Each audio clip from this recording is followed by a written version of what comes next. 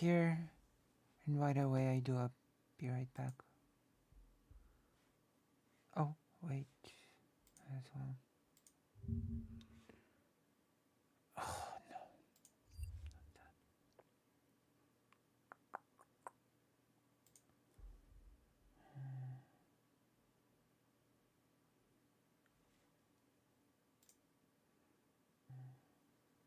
Yep. Oh, I like myself.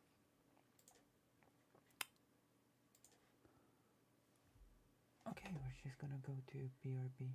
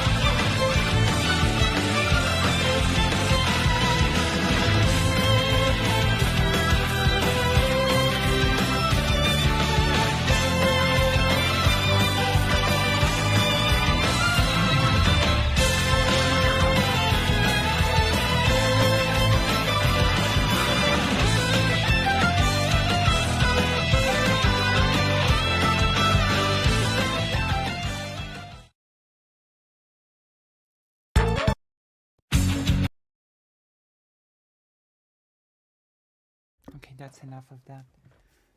How is everyone? How are you and you, even though clearly there's more than 2 people in the chat?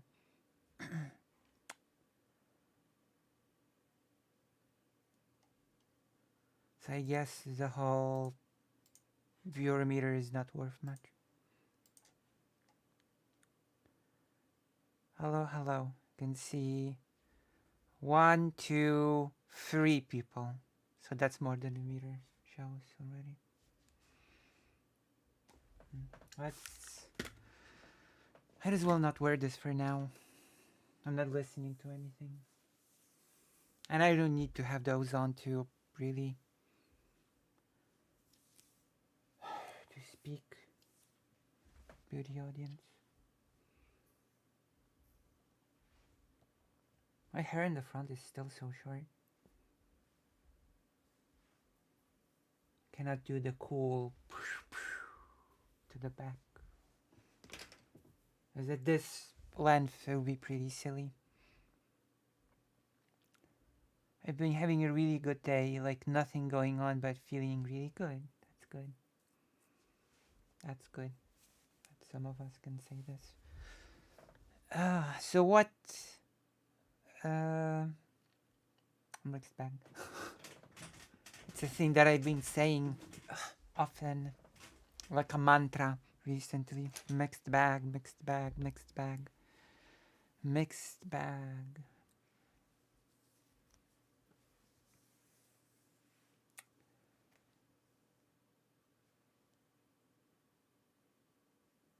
Yeah, well, it's 6 degrees.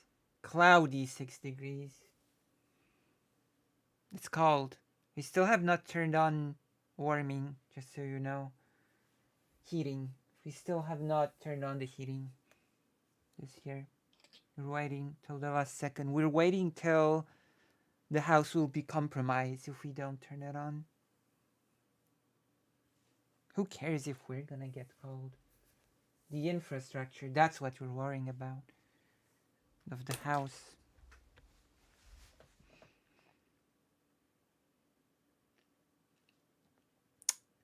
But that's okay. On one winter that I've been here, it's been like 1 or 2 degrees. And we did not turn on the heating. So I was like, and there was this cold little cloud coming out of my mouth inside the house. So, that's not the coldest. It's not the coldest that I've been enduring in this house, that's for sure.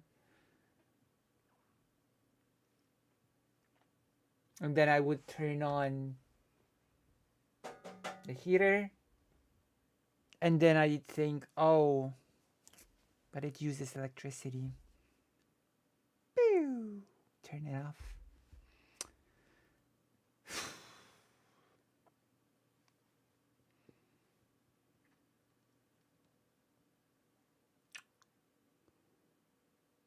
Oh, god damn it. Oh, god damn it. It's 11 outside here. Well, it's 6 cloudy here. Let me double check.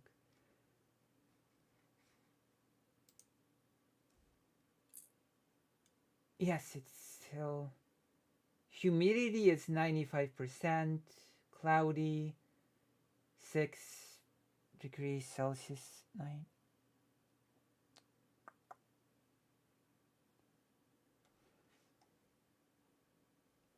I wanted to cover something, but it's so bad that I'm not even gonna touch the 10-foot pole.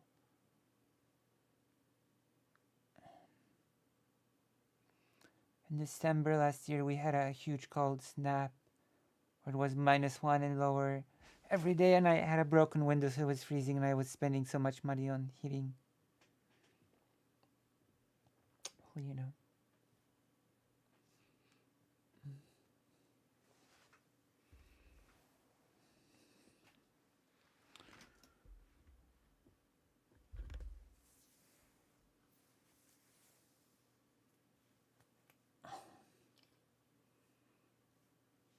unprepared.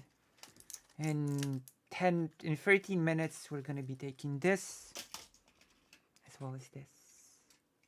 And tomorrow I will be doing oil-related activities. Secret oil activities. As weird as that sounds.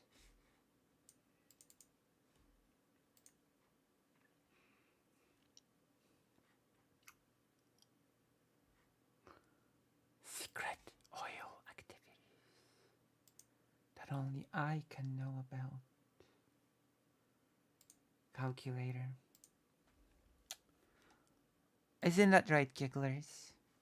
I'm gonna do some lazy content right now. We've got so here we go. Ducky.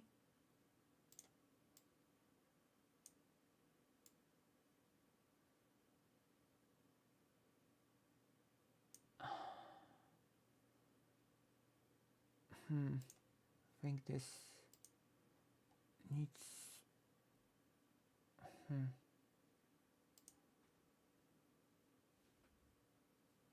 Wait, hold on. Where's go? Oh, it has to be this. Okay. Okay, let's do a reaction. I already reacted to this. See if there's anything worth our time. Vouch. It's always a safe bet.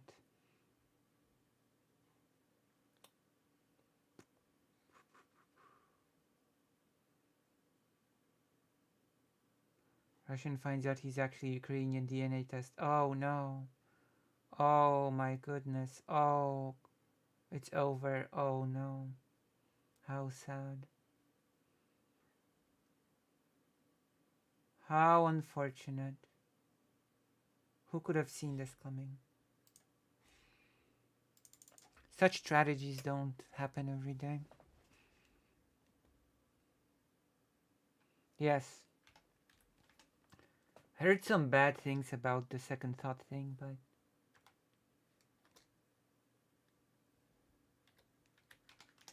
Star Ocean. Let me see. Star Ocean is almost out, you know? Peggy 12. It's gonna be out soon. Okay, let's watch Vouch. A while ago, I was doing a wellness check on Vouch. I'm playing the... Oh! An immediate game. We have found the game. So President Sunday is gonna be going over the panel I mentioned and... Oh, God. Really? He is? He shouldn't. He really shouldn't. I considered going over that panel, but...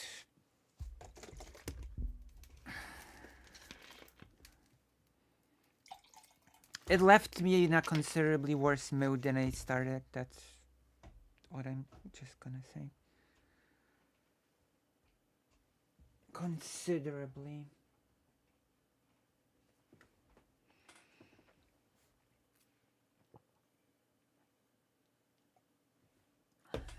Oof.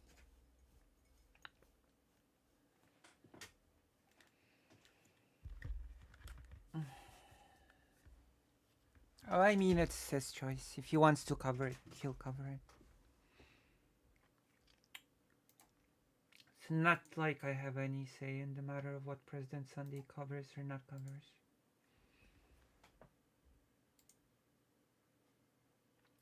He is the big successful streamer, not me.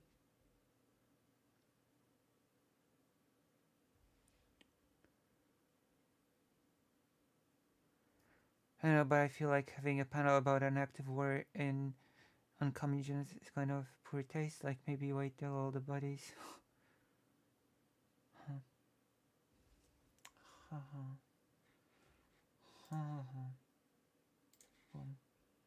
people wanted me to watch this video, and I said no because I know exactly what this video is going to contain. Oh, Second Thought has 1.64 million subscribers.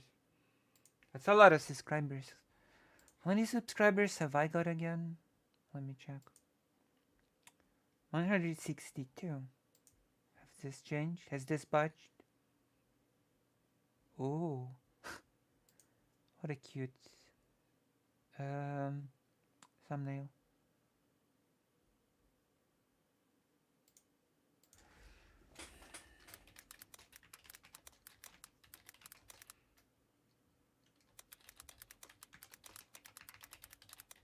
Answer to a comment. Maybe I'm gonna say it like that.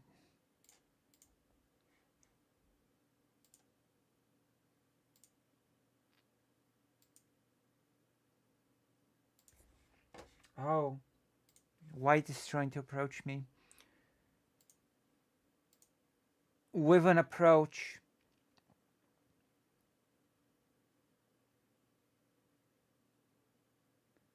Oh no, SWA system is pretty. I think SWA system is regular at this point, even though still a white name, but that is something that can be remedied, I But believe. you know what? Why not? Why not? Oh my gosh. Oh, I'm gonna check. I'm gonna check it right now. Thank you. Maybe it's more interesting than this. Who knows? Maybe I'll have more to add. I'm not sure if I have anything to add to this. Just be leeching off content like a thief in the night.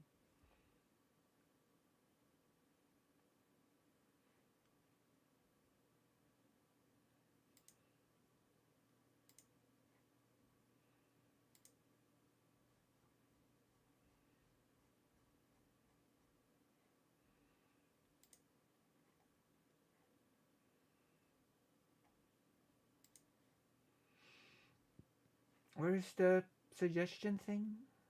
Oh yeah, here. Oh gosh. More Israel. Oh joy. I still need to finish translating that thing from that professor.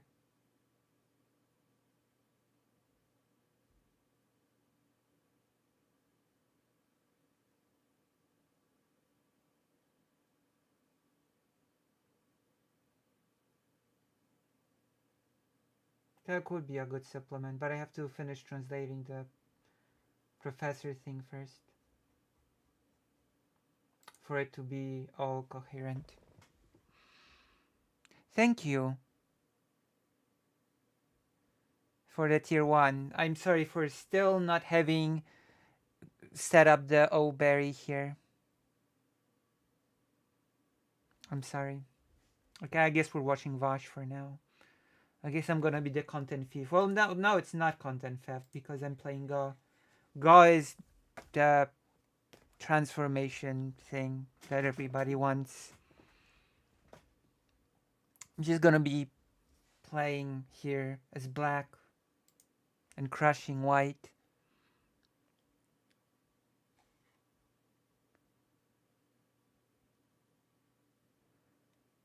A Japanese friend once called me a robot.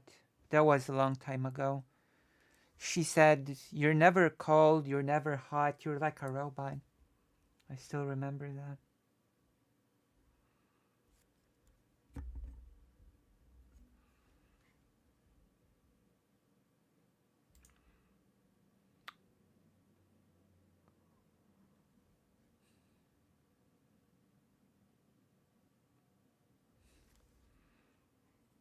Okay, let's continue. Lucy's a robot. I wish I was a robot. Why not? Why not? Let's reward chat for annoying me today. You know a lot of history, so I think you'll tear the second thought apart pretty well and give proper context to the lies and misinfo. Oh.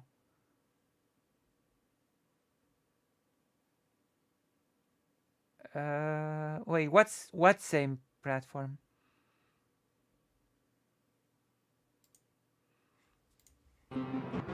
Oh, the White Forest.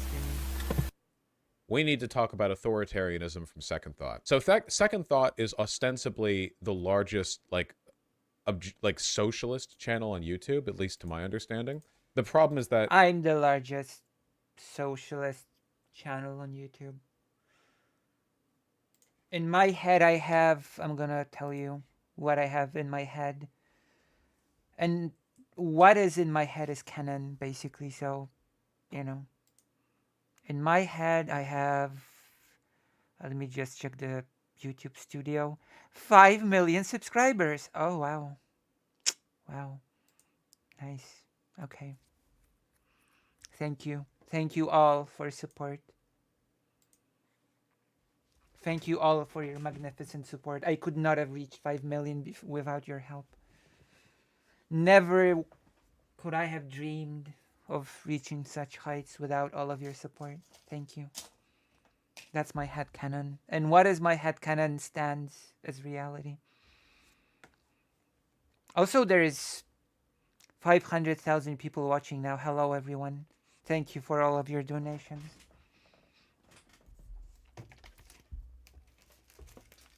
I'm going to use that money to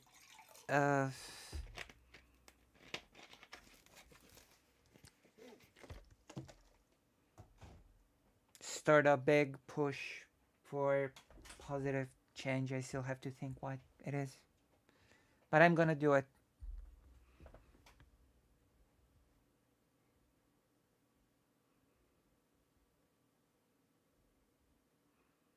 Oh, that's a pretty common technique in Poland. The salt thing that you throw on the stream. But you don't use it to make the snow melt. You use it not to slip on the ice or something.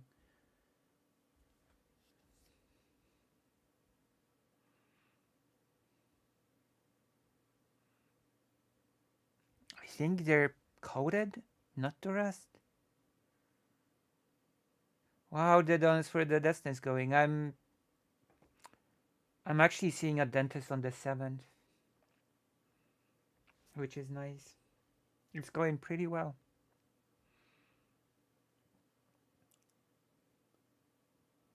Oh, see, I'm gonna use my super income from my 500,000 viewers from my super sponsorship to, I don't know, to give up basic income to the most needy people. As in those most in need. There you go. I have solved the problem of what to do with my vast wealth. As not to squander it on nonsense. I am in the position of responsibility after all.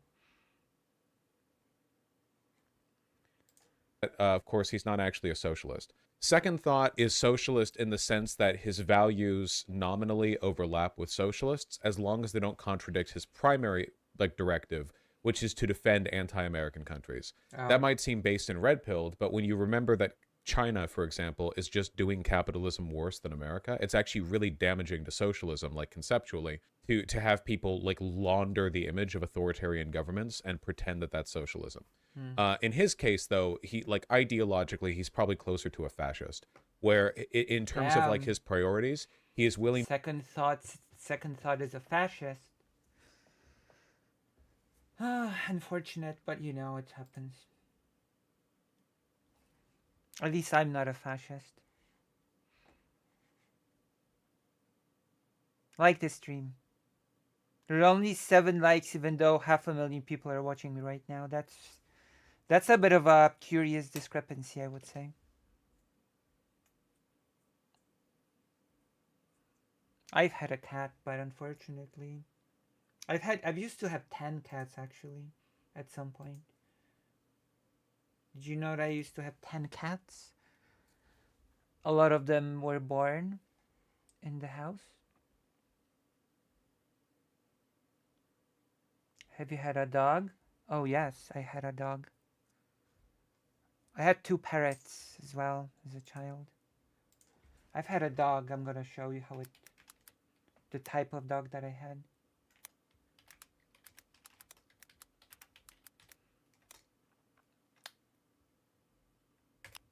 He was a trauma dog because that's a long story. That's a donation story. The story of our trauma dog.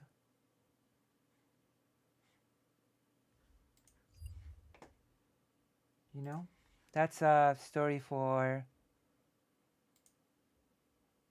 I don't know.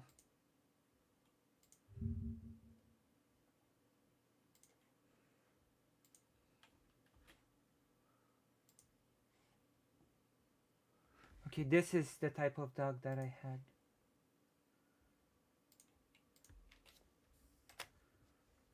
This is the type of dog that I used to have. It's a wee teen.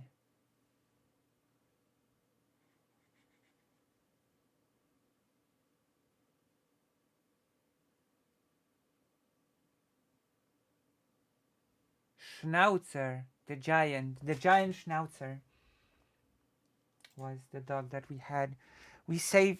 Okay, no, you're not baiting me into telling the story of Bress without a donation to squeeze from the audience.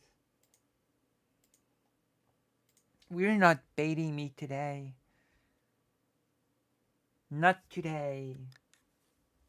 I say. Let's just listen to Vosh. Vosh says more interesting things than me. Which is proven empirically because he has more subscribers than me. Which also must mean that he's smarter. But soon we're gonna have a big dog living here. Oh. To critique the problems with America, but only insofar as they service the defense of authoritarian countries. This is like a consistent issue with a lot of people on the left, unfortunately, where the ideological leftist, the real leftist, would be somebody who understands that the state is fundamentally incompatible with like the Marxist vision of communism, like literally stateless society, right? So I mean, you would think that people would get that, but too many people read too much without first learning to read with comprehension. Reading with comprehension is actually a skill that you acquire. Believe it or not. That's actually a pretty important prerequisite to reading books and stuff like that.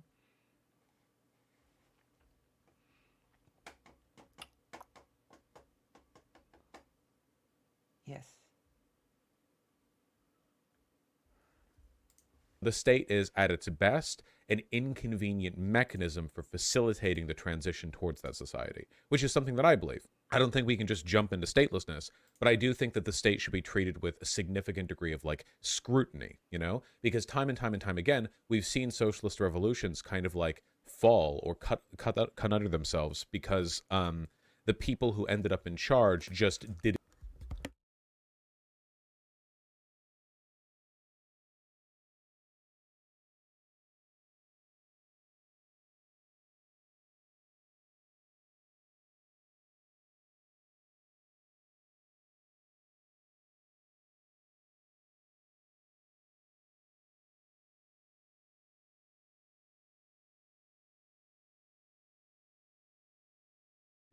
I'm dying. No, I'm not. I'm okay. I'm not dying. I'm not dying. I'm okay.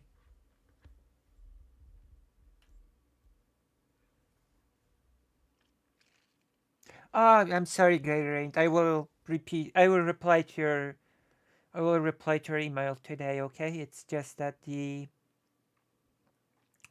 answer to your email is not exactly very it's not simple. I will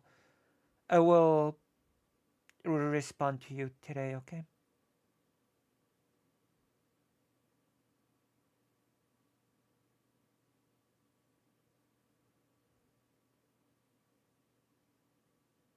I'm not ignoring your email, just so that it's clear. And I have read it. Didn't do the socialism, they just empowered and enriched themselves at the expense of the proletariat. Why we need to talk about authoritarianism. Let's see. It's a long video by my standards. This episode is brought to you by Ground News. Don't care. Authority By the I way, care a bit. I care a little bit. A wee bit. I'm gonna answer. Don't worry. It's a bit of a difficult one, but I'm gonna answer. Without any donations needed.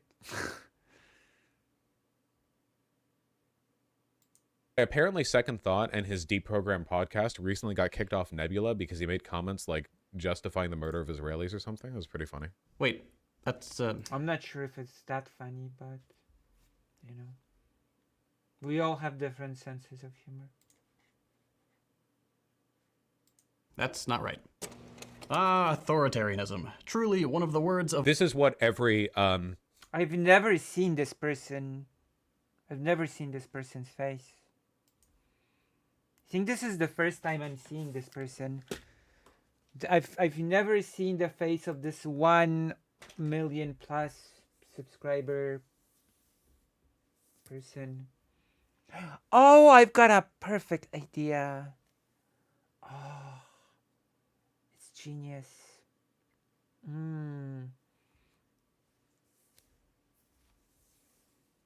It is genius. Oh my god. Why haven't I thought of that? I feel like a smart person all of a sudden. Even though the thing I thought was super simple. Campus Red Fash looks like, by the way. They are always some like pampered upper middle class white person who lives in the West, who would never ever in a million years move over to the countries they defend because those countries don't have freedom of speech and it would put them at risk, like significant risk. So instead, they will sit here in the West, benefiting from our laws and our social freedoms to defend countries that are objectively worse in every possible way. all time. A decadent 7 syllables long and wonderfully vague. If you've ever had a conversation about politics, and if you're watching this channel, I'm sure you have. The definition of authoritarianism is vague, as is the definition of all other nebulous social and political concepts. It's not really specific to the term authoritarianism. Democracy, for example, is an extremely vague term. Like, the term democracy only kind of refers to, like, people in a system decide about the system, but, like, that's, like, there's an unlimited number of ways you can do that. You've likely heard someone use the term. I mean, there are many ways to, I guess, do democracy. That is true. That is true. Vosh is correct. And because Vosh is super correct and super great, because, yes, I will now take my hormone replacement therapy session. I will do it publicly to show you how it's done. It's an instruction video. Maybe I should make it into a segment. A highly viewed segment on how to do HRT correctly and not incorrectly. Here goes. I'm starting the segment. I'm just gonna do this to be presentable. To make oneself presentable. There you go. I remembered a phrase.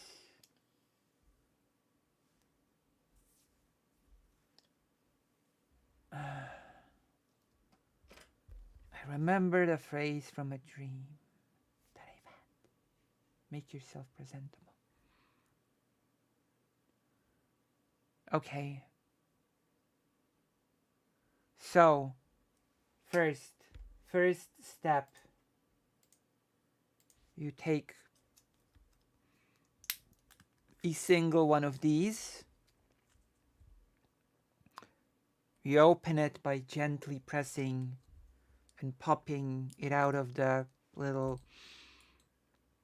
like this. I'm not doing it right, even though it's a instruction video. Okay, it's open. I'm pulling it out of the package.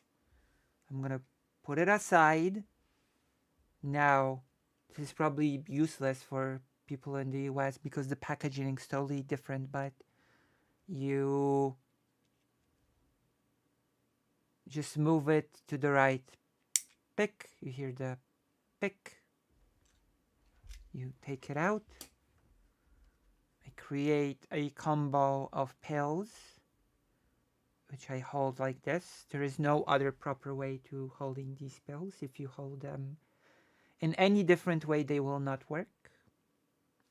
And then you put it in your mouth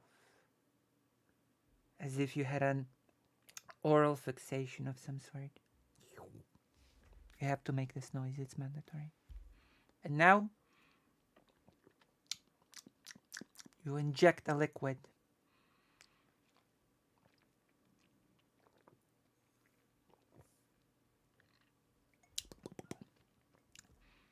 And now it's inside of me. I have swallowed it. See, this is pretty.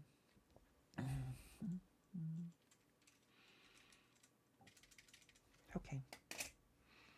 And now I'm one step closer to being real and not totally fake. That's true. Now I'm real and legitimate and not fake and the opposite of that. My goodness. I'm acting strange today.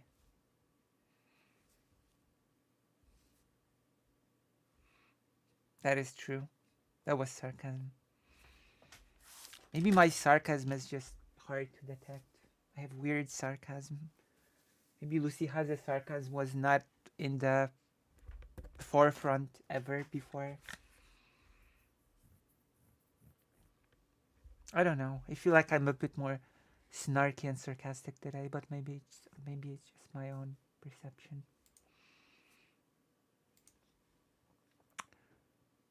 Hello. Hello.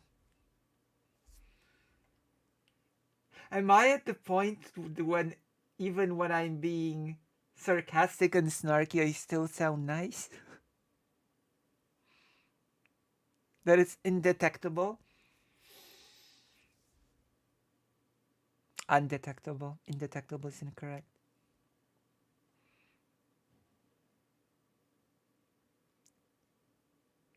Like British sarcasm, wherein unlike American sarcasm, a sarcastic statement is said in one's normal speaking voice.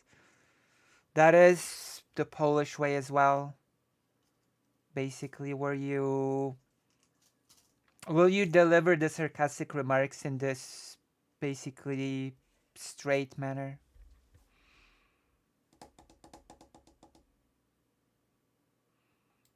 Or maybe He's just going to be like, what does authoritarianism even mean, the whole video, isn't he? Yes. So what he's going to be doing here is cribbing from Engels' terrible... Oh, come on. That's spoilers, isn't it? Is there even any sense in watching this anymore? Now that you've spoiled it all? Oh, yes. What's about to happen in this video is this, and well, now I don't even have any reason to watch anymore, do I? Now that you've spoiled it all. Right? Am I right? Or am I right? Am I correct in my assertion? See, this is my way to transform the content. This is...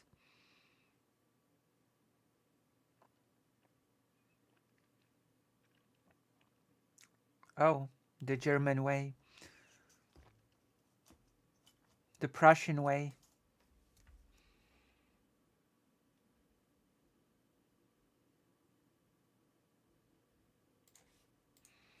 pamphlet on authority, and the basic gist of what he's going to be saying here is authoritarianism doesn't mean anything because its definition is vague and nebulous. Also, revolutions are inherently authoritarian because you're forcing people to... Oh! So it's basically like when aristocracy says that every country enacts some sort of genocide and it's only Israel that is being uniquely judged for it, and that basically everybody's on stolen land or something. I'm pretty sure I'm not on stolen land, but maybe, who knows.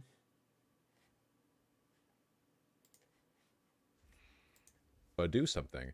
Yeah, dude, slave revolts are totally authoritarian. Actually, fighting authoritarianism is authoritarian. Yeah, it's Very stupid. And thirdly, he's going to argue that what we call authoritarianism is actually socialist societies defending themselves. You see, Stalin actually needed to criminalize homosexuality and kill like millions of people in order to protect socialism, the thing he definitely did. Maybe you've even used it yourself. True. It's popular in pretty much every corner of the mainstream political spectrum. Liberals, conservatives, the dreaded centrists, and even some lefty groups like anarchists and libertarian socialists. But Hey. what does it mean? And what gives it so much weight in the political discourse? It means your mom. It means your mom. Got him. Sorry. Apologies.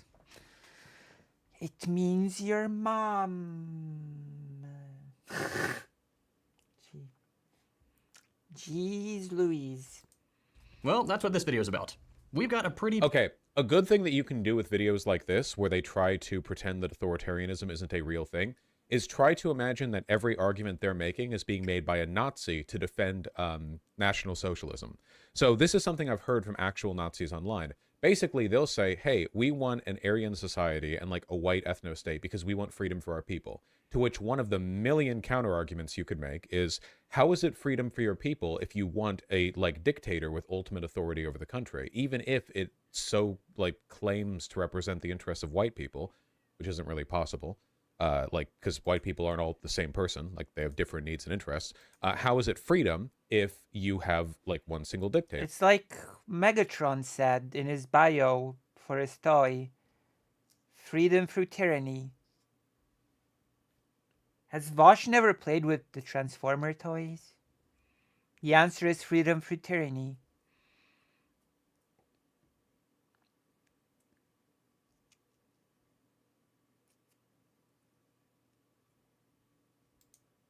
To which their answer is, how is it authoritarianism if the dictator is doing the things you want?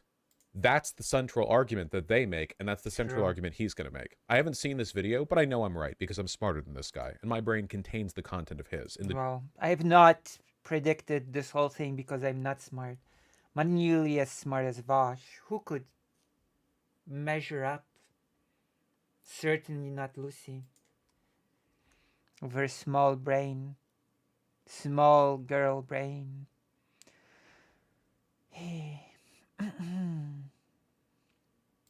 the junk drawer. And now the chat is discussing taxes instead of paying attention to Vosh.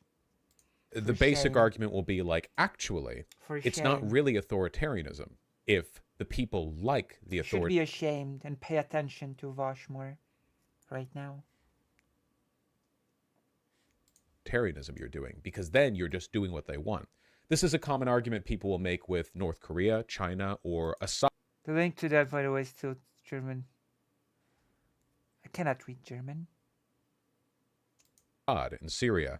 How can you say it's authoritarianism if they have such high approval ratings? can. Ignoring the million counter arguments I like, can do hey, whatever I if they want. have like ultimate control of society and they can purge dissidents, doesn't that mean they can control what people think of them? Why would people say they dislike them if there are consequences to disliking them?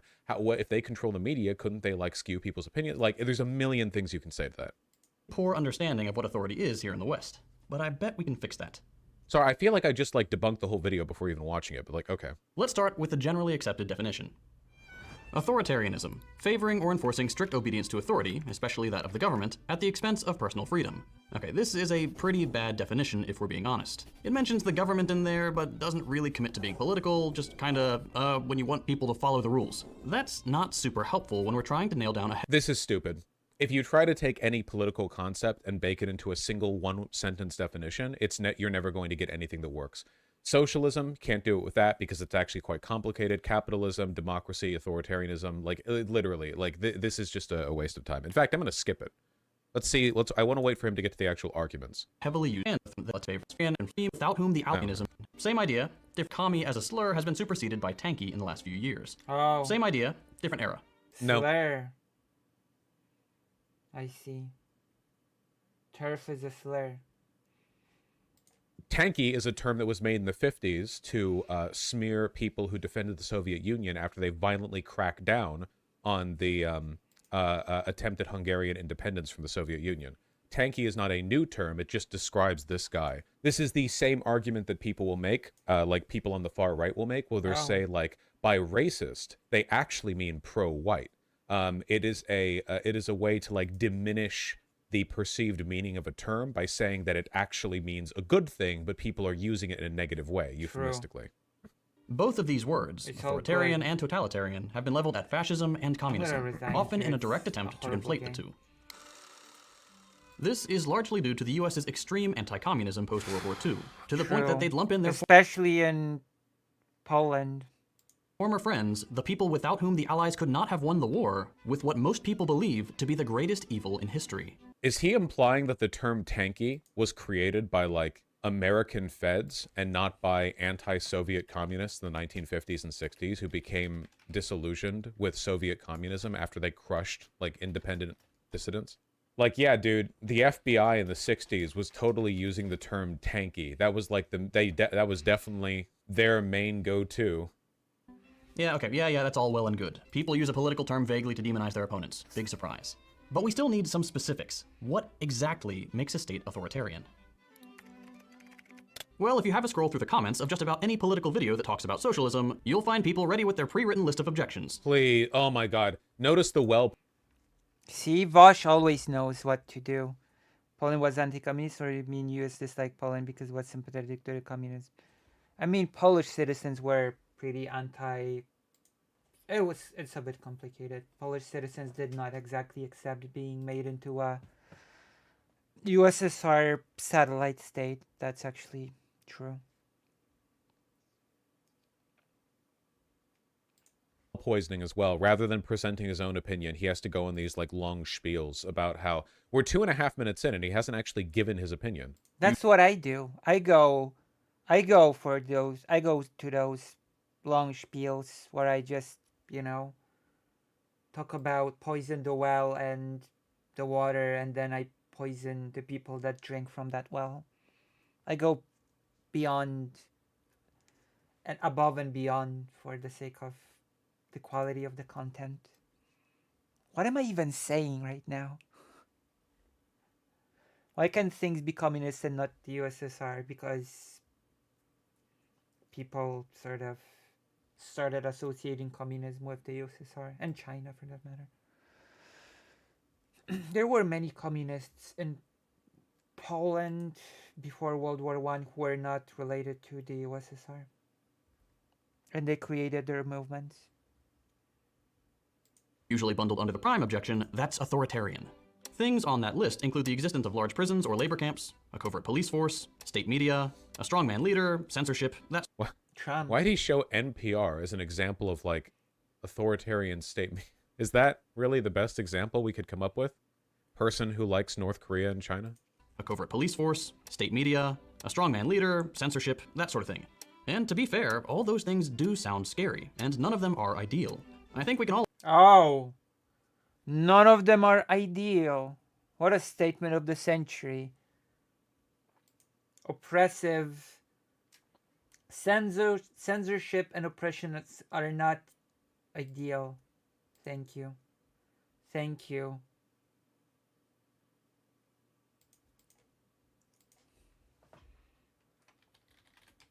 Thank you for this nugget of wisdom.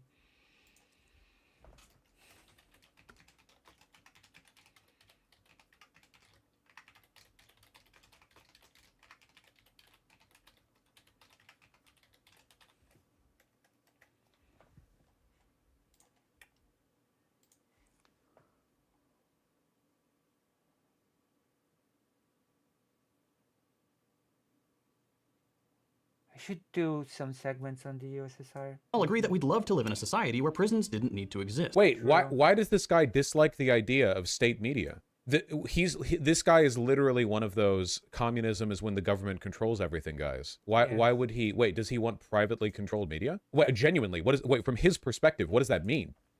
Public media can be a good thing, but they can also be a horrible thing, as we've witnessed for the last 8 years in Poland. That doesn't make any sense. The societies that he defends all have state media. Not exactly. Is he implying he wants it to be private? Or is he arguing that in this specific case, for media specifically, it shouldn't be state controlled, it should actually be controlled like independently by the workers, which is something that he doesn't agree with everything else? I don't know. But let's not get ahead of ourselves. He's saying it sounds bad. Oh, he's gonna like defend prisons and secret police. I guess we should Before we just go any watch. further, I want to emphasize that I'm not trying to attack anyone here. The Apart from me, you're attacking me. I feel attacked by you. objection to authoritarianism is present in a lot of different camps. People may define it a little differently. For example, a libertarian might call seatbelt laws authoritarian, while Okay, a that's too fast for my slow brain. liberal might consider the influence of the church on the government authoritarian. Meanwhile, my anarchist friends are yelling from the back of the room that the very existence of a state is authoritarian and we need to abolish bedtime. Again, teasing, no offense intended. Yeah, the belief that states are inherently authoritarian, a belief held by anarchists, bedtime haters, and Karl Marx. I love how this is another like big tanky thing. They have to not like they have to pretend they haven't disagreed with Marx at every level of their political prescription. You know what I mean? I know it's like a joke or whatever, but they do actually believe this. Like Karl Marx advocated for a stateless society, and they just completely like they just bull right over that. Okay, we all on the same page?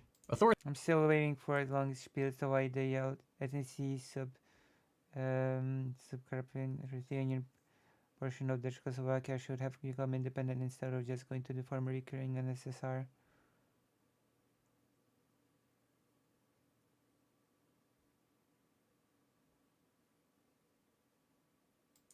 Authoritarianism is a red flag for a lot of people, and there are some specific objections Please we get can your consider. actual positions. So, let's consider them. Here's what we're going to do for the rest of the Okay. video. First, we'll look at the list of objections as understood by liberals. And I Oh, amazing. mean My that in the God. broadest sense. Liberals as in subjects of liberal states, not in the conservative versus liberal sense. Then we'll look at those same objections as understood by the left. Again, pretty broadly speaking. Basically everyone from social democrats and beyond. Oh, Then finally, we'll consider a better way to understand authority and authoritarianism. What did Karl Marx write about bedtime? If you read what the intelligence services had to say about him, you would learn that Karl Marx actually also hated bedtime. Sound good? I love bedtime. I love sleeping. I'm lazy, so I do love bedtime. Bedtime is always when you're tired, basically. This is one of the big red flags for me for video essays, and it's something video essayists in particular love to do, not like live streamers or debaters or whatever, which is they poison the f out of the well before giving their actual opinions. What do you mean? I'm a streamer and I poisoned all the wells. Remake nuclear arguments for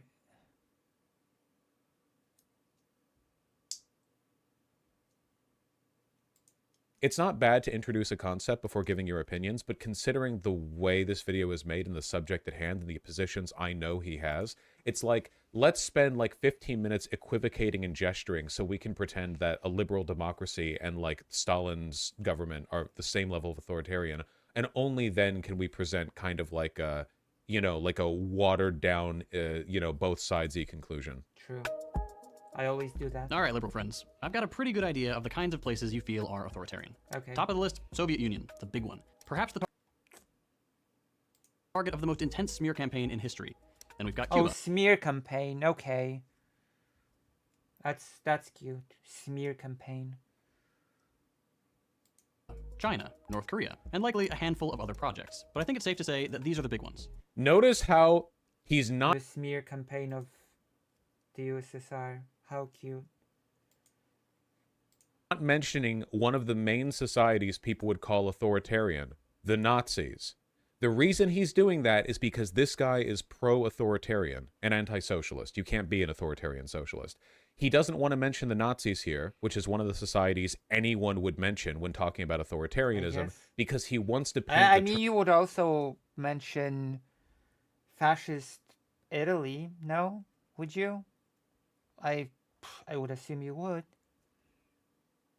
term authoritarianism exclusively as an anti-communist slur. He doesn't want to discuss the similarities between, say, the way the socialists in the Soviet Union and the way the Nazis handled their own, you know, state secrets, secret police, imprisoning of political officials, purging of dissidents, Those were for the greater good. ethnic removals, Doesn't and that sort of Vosh thing. understand? Direct comparisons between the Soviet Union and the Nazis usually makes the Soviet Union look way worse than people like him want it to. Spoiler, he's going to call protests and revolutions as autocratic later in this video. I know, I've read On Authority. It's a terrible, terrible pamphlet. I know, I already know what this video contains. When you look at any of these projects, it's not Pre-watch. difficult to see the one thing they all Oh have. my god, Vaush pre-watches everything. That's not good, Vaush. It's not a thing to brag about. You pre-watch everything.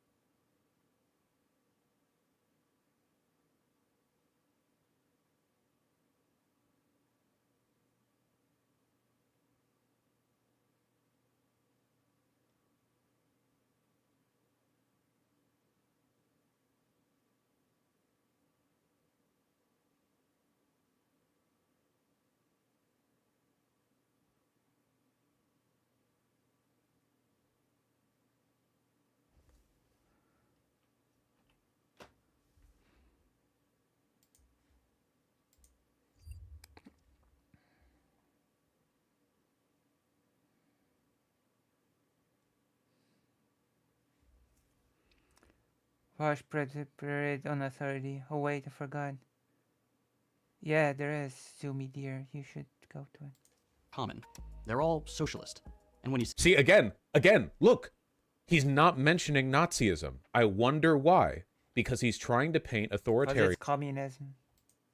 as like this liberal fed like term used exclusively to smear socialists, as opposed to it being like a description of tendencies these societies shared with other authoritarian governments, like the Nazis. see this, it's not entirely unreasonable to come to the conclusion that authoritarianism is a core feature of socialism. We'll address this a bit more thoroughly in a for few minutes, sure. but suffice it to say that in the West, we may have a slightly biased opinion on the matter, through no fault of our own. I'm not from the West. What now? What now? What if you're not from the West? Am I biased because I come from a post-Soviet satellite state? Does that make me super biased and wrong? Maybe. One second.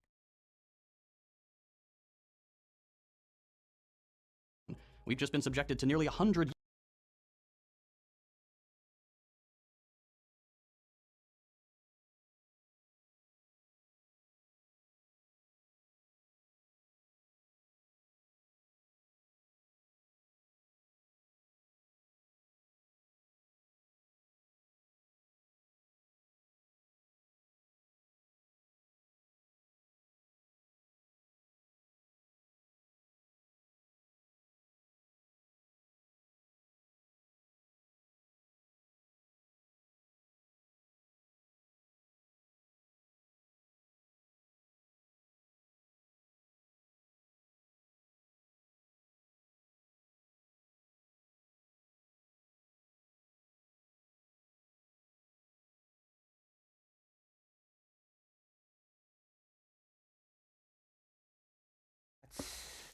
That looks okay.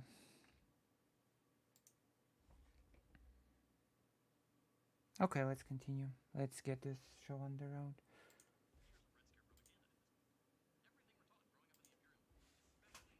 Oh, the Imperial Corps of Poland, where I was raised. Okay.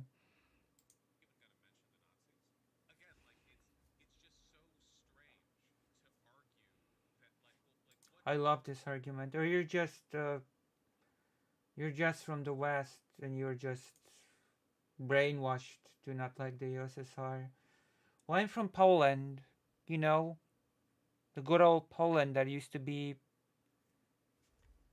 the Polish People's Republic. Oh yeah, I did mute Vosh. Sorry, Sorry. Societies anyone would mention when I'm talking sorry. about authoritarianism, because he wants to paint the term authoritarianism exclusively as an I anti-communist did mute Vosh for a second there. slur. He doesn't want to discuss the similarities between, say, the way the socialists in the Soviet Union and the way the Nazis handled their own, state secrets, secret police, imprisoning of political officials, purging of dissidents, ethnic removals, and that sort of thing. Direct comparisons between the Soviet Union and the Nazis usually makes the Soviet Union look way worse than people like him want it to. Spoiler, he's going to call protests and revolutions as autocratic later in this video. I know, I've read On Authority. It's a terrible, terrible pamphlet. I know, I already know what this video contains. When you look at any of these projects, it's not difficult to see the one thing they all have in common. They're all socialist. And when you See, again, look, he's not mentioning Nazism. I wonder why. Yeah. Because he's trying to paint authoritarianism as like this liberal, feds like term used. We watched this, but we're just gonna have to watch it again. Exclusively to smear socialists, as opposed to it being like a description of tendencies these societies shared with other authoritarian governments, like the Nazis. see this, it's not entirely unreasonable to come to the conclusion that authoritarianism is a core feature of socialism. We'll address this a bit more thoroughly in a few minutes, but suffice it to say that in the West, we may have a slightly biased opinion on the matter, through no fault of our own. We've just been subjected to nearly 100 years of Red Scare propaganda at this point. Everything we're taught growing up in the Imperial Core, especially... Is he, like, are we even going to mention the Nazis? Again, No. like, it's just so... And yes, again, as I said a few seconds ago, it's just your brainwashed person from the West, which sort of becomes difficult to work in any meaningful way when you're from a post-satellite state of the Soviet Union. Suddenly, oh, whoops. So what is my brainwashing? so strange to argue that, like, well, like what shared tendencies might these societies have had with the Nazis? Because if he mentioned the Nazis or like Pinochet or Mussolini or Franco or whatever, then he would have to go, oh, well, actually, the secret police the Nazis had were bad, but the secret police that Stalin had were good. Again, he doesn't want a direct comparison there, because if he had one, he would have to then explain how the versions of socialism that he defends are different from the very similar problems with, like, Nazism. And of course, that's because they're both fascist governments. The Soviets, fascist. North Korea, fascist. The Nazis, fascist. Cuba, not fascist. I don't feel comfortable calling Cuba fascist. Cuba, they're trying, okay? They're trucking along, all right? They're doing their best. Let's not... Yeah, I actually said that fascistly as well. Let's not worry about it. in the US, points us towards the conclusion that communism is evil and capitalism is righteous. But here's the part where I'm going to have to ask you to be willing to consider some unpleasant truths. And I don't say these things to engage in whataboutism or because I'm anti-American or something. Really preempting the comments there, huh? Quite the contrary. I believe that in order for any country to live up to the standards it sets for others, it needs to soberly reflect on the facts. What? Just the opposite? You think the US is great? And the facts indicate that everything we're taught about these awful authoritarian socialist countries, we are also guilty of, and often to a far greater degree. Yep, and here's the part where, like, well, North Korea does these things, but have you considered that America does them too? Let me elaborate. One thing that rarely gets the attention it deserves is how we talk about authoritarianism. And I mean that literally, like the very words we use. Take the DPRK. We never hear about the government of North Korea. We hear about the Kim regime. This is common when Westerners talk about non-capitalist governments. Or It's because they have a monarchy. They have a dynasty. They have a... Okay. or even capitalist ones that aren't vassal states of the US. They have a regime. North Korea, the best place ever. You're right. We and our allies have a government. The way we talk about different systems goes a long way towards coloring our perception of them. People criticize labor camps or secret police or any number of other scary authoritarian words. But here's Secret police, the scary authoritarian word. the thing. We have those too. And if you look at the data, Yep, see? Ah, yes. The secret police. Famously disappearing people all over the US every day. Remember? I Of said course. this. often to a far greater extent than any It's been known to happen. socialist project in history. We just don't call them by those names. We don't have secret police, we have plainclothes officers or Those are not the same things. Oh Not even remotely the same thing. You have to be an idiot to conflate them. my God. Plainclothes officers are literally just regular police officers who are in plainclothes. Secret police have additional permissions. They show up to your house in the middle of the night and black bag you. The idea, okay, this guy is unironically arguing that the SS and plainclothes officers are like the same thing. This is the level of insanity that you have to operate at in order to make the kinds of arguments that he believes in. Like, oh yeah, dude, a cop but who is wearing a jacket with a wire underneath it is the same as somebody who has basically unlimited political permission to disappear you and operates under a different set of rules than regular police. Yeah. A better example would be, what about federal agents? To which the answer is, the FBI has done some secret policey shit before, worked with police officers to, say, like, assassinate Frederick Hampton. But if you take a look at the numbers, like the Soviet Union and the Nazis used secret police to disappear or kill hundreds of thousands of people. They were a terror. Like, people would literally, like, seize up and not talk about how they didn't like their political leader because they were afraid the secret police might be in the same bar as Well, them. there was also another aspect to it. There was the aspect of being observed by your neighbors who would sort of your neighbors would just report on you, and then you'd be disappeared. That's definitely was a thing when citizens were basically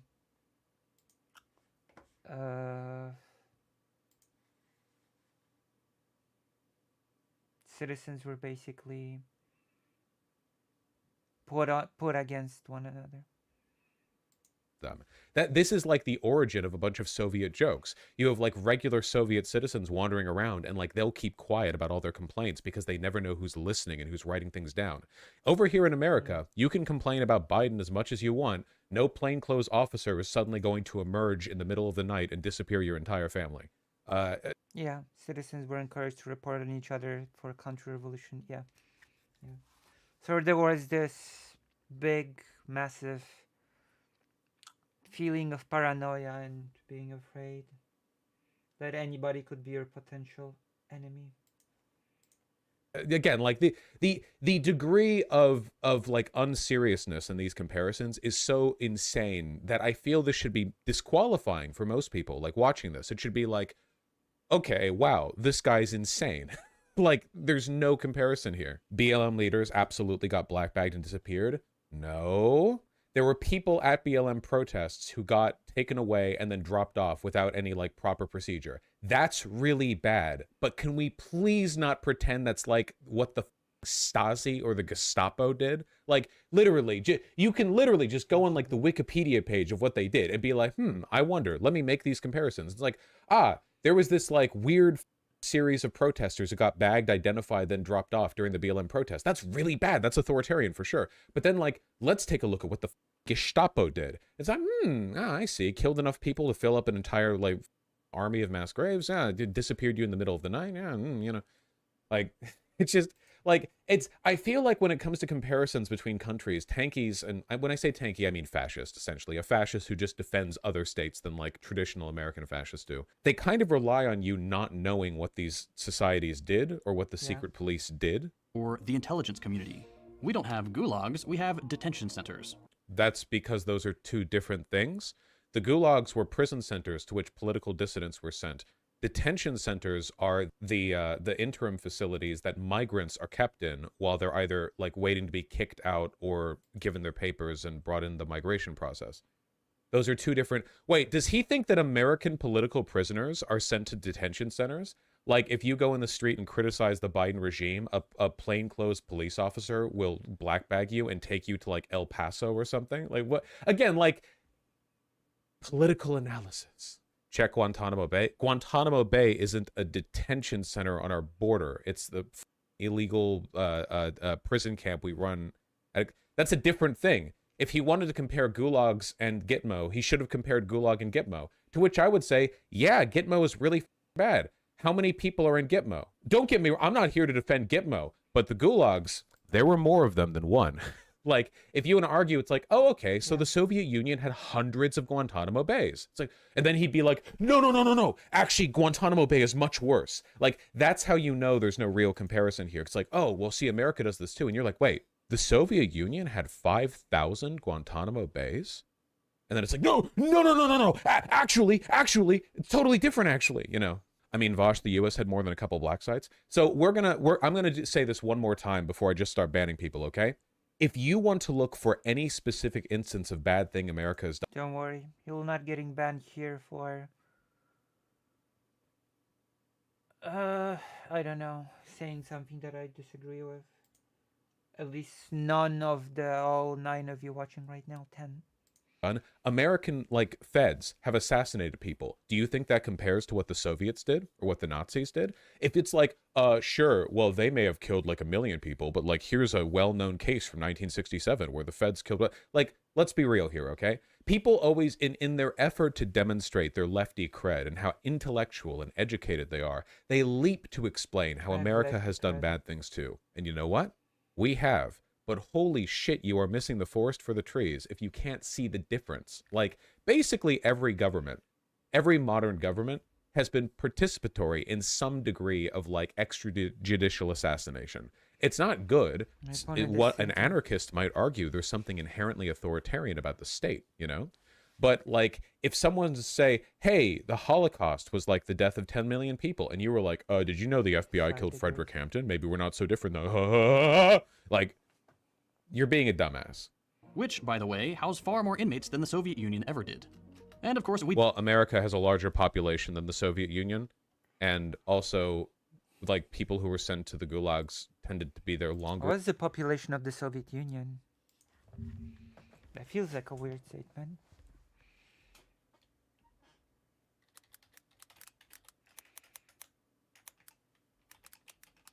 That doesn't feel right.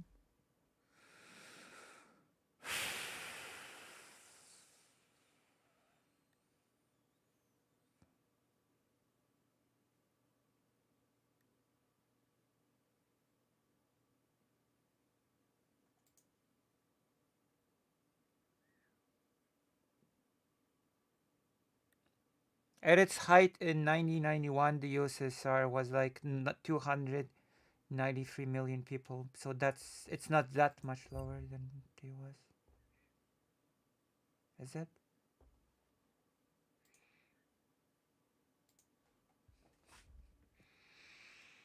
I love how Vaj goes off on chatters sometimes. Maybe I should go off on chatters. Maybe then you would like me more. Or something. I don't know. Would you like me more if I went on chatters? Would that be something that you would, I don't know, like me for?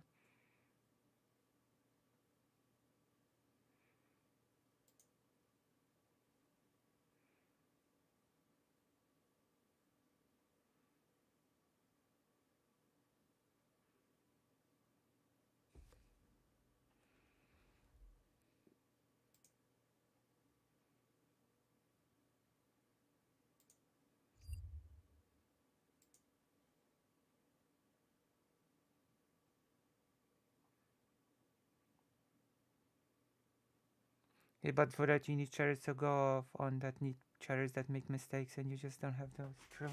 That's because only 10 people watch me. So I'm safe. Than a lot of the people who are in our jails and prisons, because a lot of them are only in there for a short time and there's high turnover. And also what they get sent there for kind of matters, because you can criticize the government here. Vosh, to prove your point from Wiki, in a 1993 study of archival Soviet data, a total of 1.05 million people died in the Gulag from 1934 to 1953. Ah, yeah, that's the reason why there were fewer people in the gulags. They just died there. Nice. we don't have slave labor, we have penal labor. Penal labor is really, really, really bad, and it definitely is a form of slave labor. I don't want to equate it to, like, chattel slave labor, because there are some pretty big differences, but I won't deny, yeah, for sure. A big part of our prison system is just, like, getting slave labor out of prisoners, for sure. Yeah, 100%. We put inmates to work manufacturing hand sanitizer during a pandemic or fighting fires because enshrined in the 13th Amendment to the United States Constitution, slavery is illegal except as punishment for a crime. That's true. You might notice that right now he is defending quote-unquote socialist societies by saying, well, America does it too. Like, keep in mind that what we're looking at right now fundamentally is a kind of whataboutism. Do you think he would accept this under any other circumstances? Like, I bet you this guy is, like, super duper against penal labor here in the United States. True. Giggler is better than everybody on the face of the earth. There are 500,000 watching right now, so especially. But then if it's over in North Korea with their labor camps, he would be like, well, actually, by betraying the revolution, they need time to prove their loyalty back to the people. Like, this is why the whataboutism is kind of faltering, because then you'd go, oh, wait, so you defend these elements of the societies that you're arguing in favor of? And he'd be like, no, well, actually, they're different, you know. And a lot of the time, that crime is just being poor. A parking ticket you couldn't pay, getting caught with the same drug a rich person uses, but you don't have the money to buy yourself out of trouble. We don't have a minute. I don't think that the majority of people in prison are in prison because they couldn't pay their parking tickets, but yeah, whatever. We have too many people in prison, whatever. History of war, we have a Department of Defense, despite never once fighting a defensive war. What about the Confederacy? Bam, got him. Wait, who the cares about other countries having something called a Ministry of War? What? Who cares? Every military action taken by the United States, from bombing hospitals to drone striking foreign citizens, is given the cover of defense. We don't have... Yeah, that's this is a euphemism that essentially all countries do, for one, and for two, not all of our wars have been offensive. I mean, World War II, like a little bit, maybe. Wasn't it originally called the Department of War? Yes. Originally, the Defense Department was called the Department of War, and then the American government learned the concept of optics. Also, wait.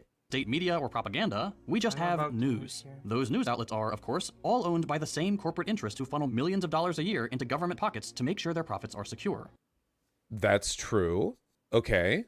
And their anchors dutifully repeat the ruling class's ideological positions. This is extremely dangerous to our democracy. This is extremely dangerous to our democracy. This is extremely dangerous to our democracy. And this is extremely dangerous to our democracy. Okay.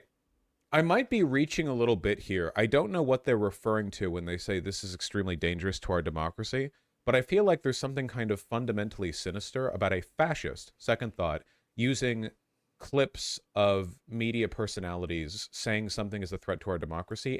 So it's funny, and ML is sympathizing with drug users when so many ML governments and parties are extremely socially conservative, especially towards drug users and addicts. True. As an indication that our media is illegitimate. You know what I mean? Like, without any other context, it really seems like exactly what you'd see from a fascist video, you know? Like,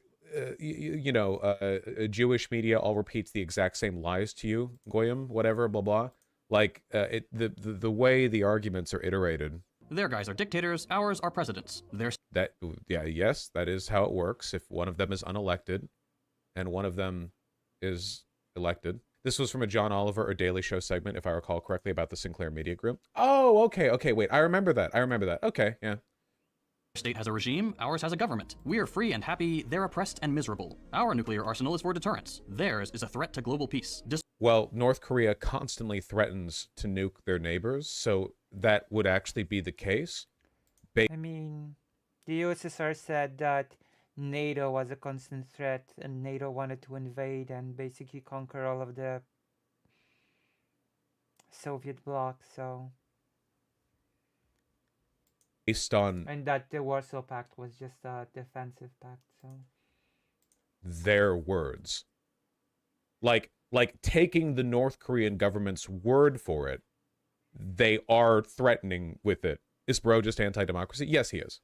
Despite the US being the only country on Earth to have ever used nuclear weapons. And we did it twice, on civilians, on purpose. Yeah, this is such a soy argument, dude. Like, hey, did you know 80 years ago we nuked Japan? Ignore everything that's happened since then. Ignore everything. Like, ignore the entire Cold War with, like, the mutual, like, nuclear buildup and threats to end the world. Ignore the fact that countries like North... Oh, kind of the same line Putin uses now as a justification for invading Ukraine? Sort of, yes. I mean, it's the same justification that the USSR used to invade Czechoslovakia in 1968. It was actually NATO is preparing to invade Czechoslovakia. Western Germany is gathering already its troops at the border. We need to act as fast as possible. And we need to invade Czechoslovakia now in order to save it from NATO. So we need to do this special operation in Czechoslovakia. Everything I'm saying is actually how it sort of played out. Oh yeah, and the sin of Czechoslovakia was once again wanting to introduce some democracy and independence from the Soviet Union, which Soviet Union could not have. Interesting enough, just like Ukraine was trying to introduce some democracy. I mean, it had democracy, so I'm just gonna skip the democracy part. It was trying to introduce some independence from Russia, and Russia couldn't have it, so I don't know. NATO was trying to take over the world and conquer Russia, of course, because naturally the stated goal of NATO is to conquer Russia using Ukraine, of course. North Korea constantly threatened to nuke their neighbors, that Russia constantly threatens to nuke their... Like, ignore everything. Did you know Naturally. 80 years ago we ended World War II by nuking Japan? Did you know that? Did you know that? We have a democracy. After all, 90% of Ukrainians are NATO Nazis or something. NATO hired Nazis, including the civilians, which is why it's so crucial to bomb them all the time and mass murder them. Because they're all Nazi hired hands by NATO. NATO is actually a Nazi recruitment scheme or something.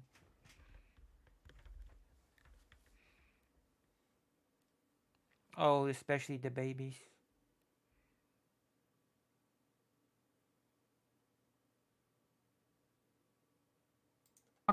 They have a dictatorship. True. Despite, by all accounts, places like Cuba and China having far more representation and opportunity for democratic involvement than places like the US. Gigantic citation needed. Just like what? By what metric? By what Fact measure? citation, Just saying that? right. Okay.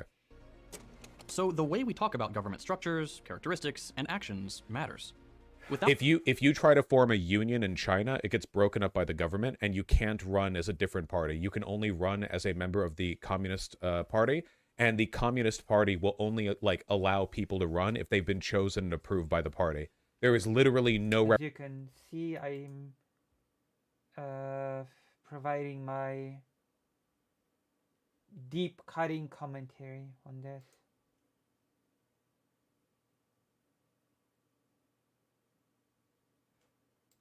representation outside what is permitted by the current leadership.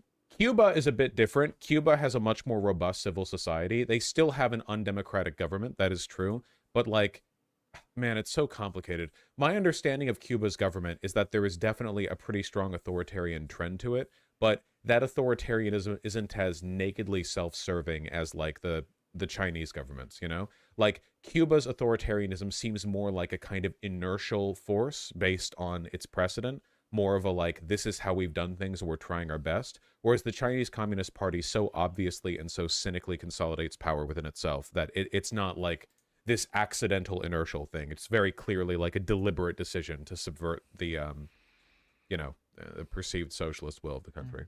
Without even knowing it, we can end up falling prey to some very subtle, very sophisticated propaganda that primes us to hate people we've never met, whose economic and government structures we know nothing about, and with whom we share far... Don't fall for American propaganda, okay? Fall for Russian propaganda. Stop listening to Westoid propaganda and start have no idea, repeating Kremlin talking points, okay? Let's go. Oh Far more yeah, in I'm common- so super into the propaganda. Yeah. I'm so propagandized. It's incredible.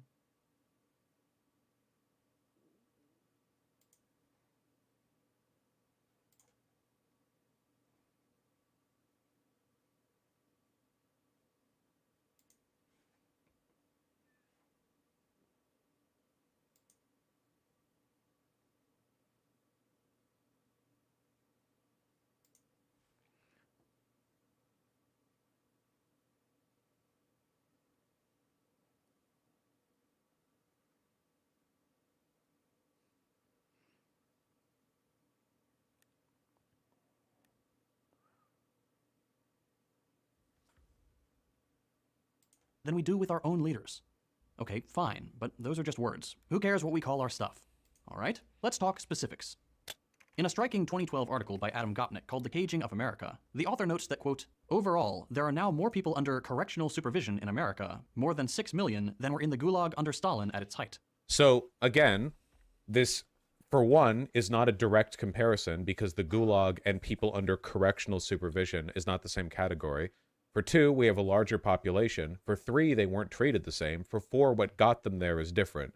Again, so I feel like the content of this video is already completely disqualifying because you know that he has to avoid answering certain very important questions in order for his comparisons to make sense. Does anyone else feel like... I feel like it's almost an insult to myself to have to go over a video and like give arguments against the bullshit he's saying when he opened with plainclothes police officers and the Gestapo are the same thing.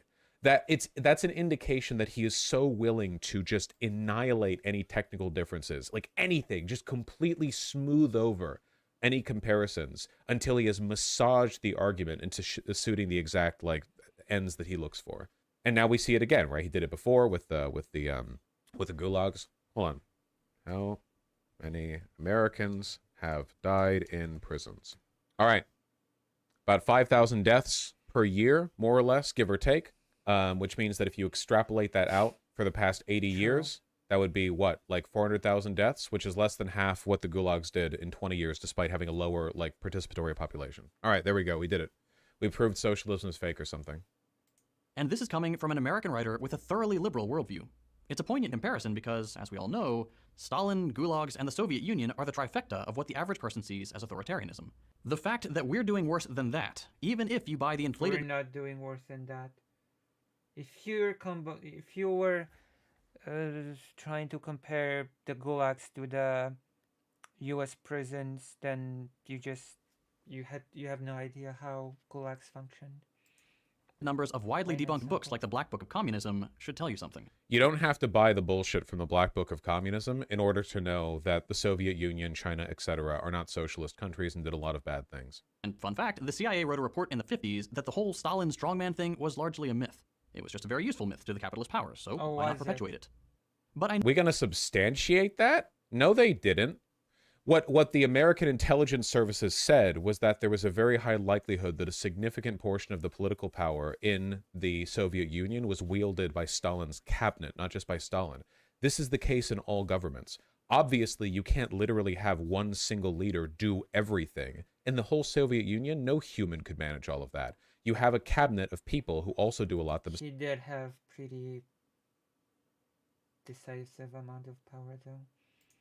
Let's not kid ourselves there.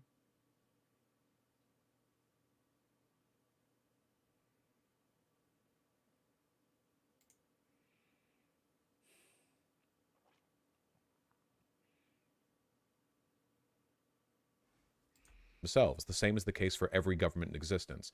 Essentially, what the CIA was saying was, yeah, Stalin has a ton of power, but like here are all the other authoritarians under him who has a lot of power. And what tankies like Second Thought do is they use this as an argument that it was democratic. Like the reason he didn't elaborate there is because he wants the impression that you get from that to be, oh, Stalin wasn't a strongman. He was actually a glorious people's democratic leader.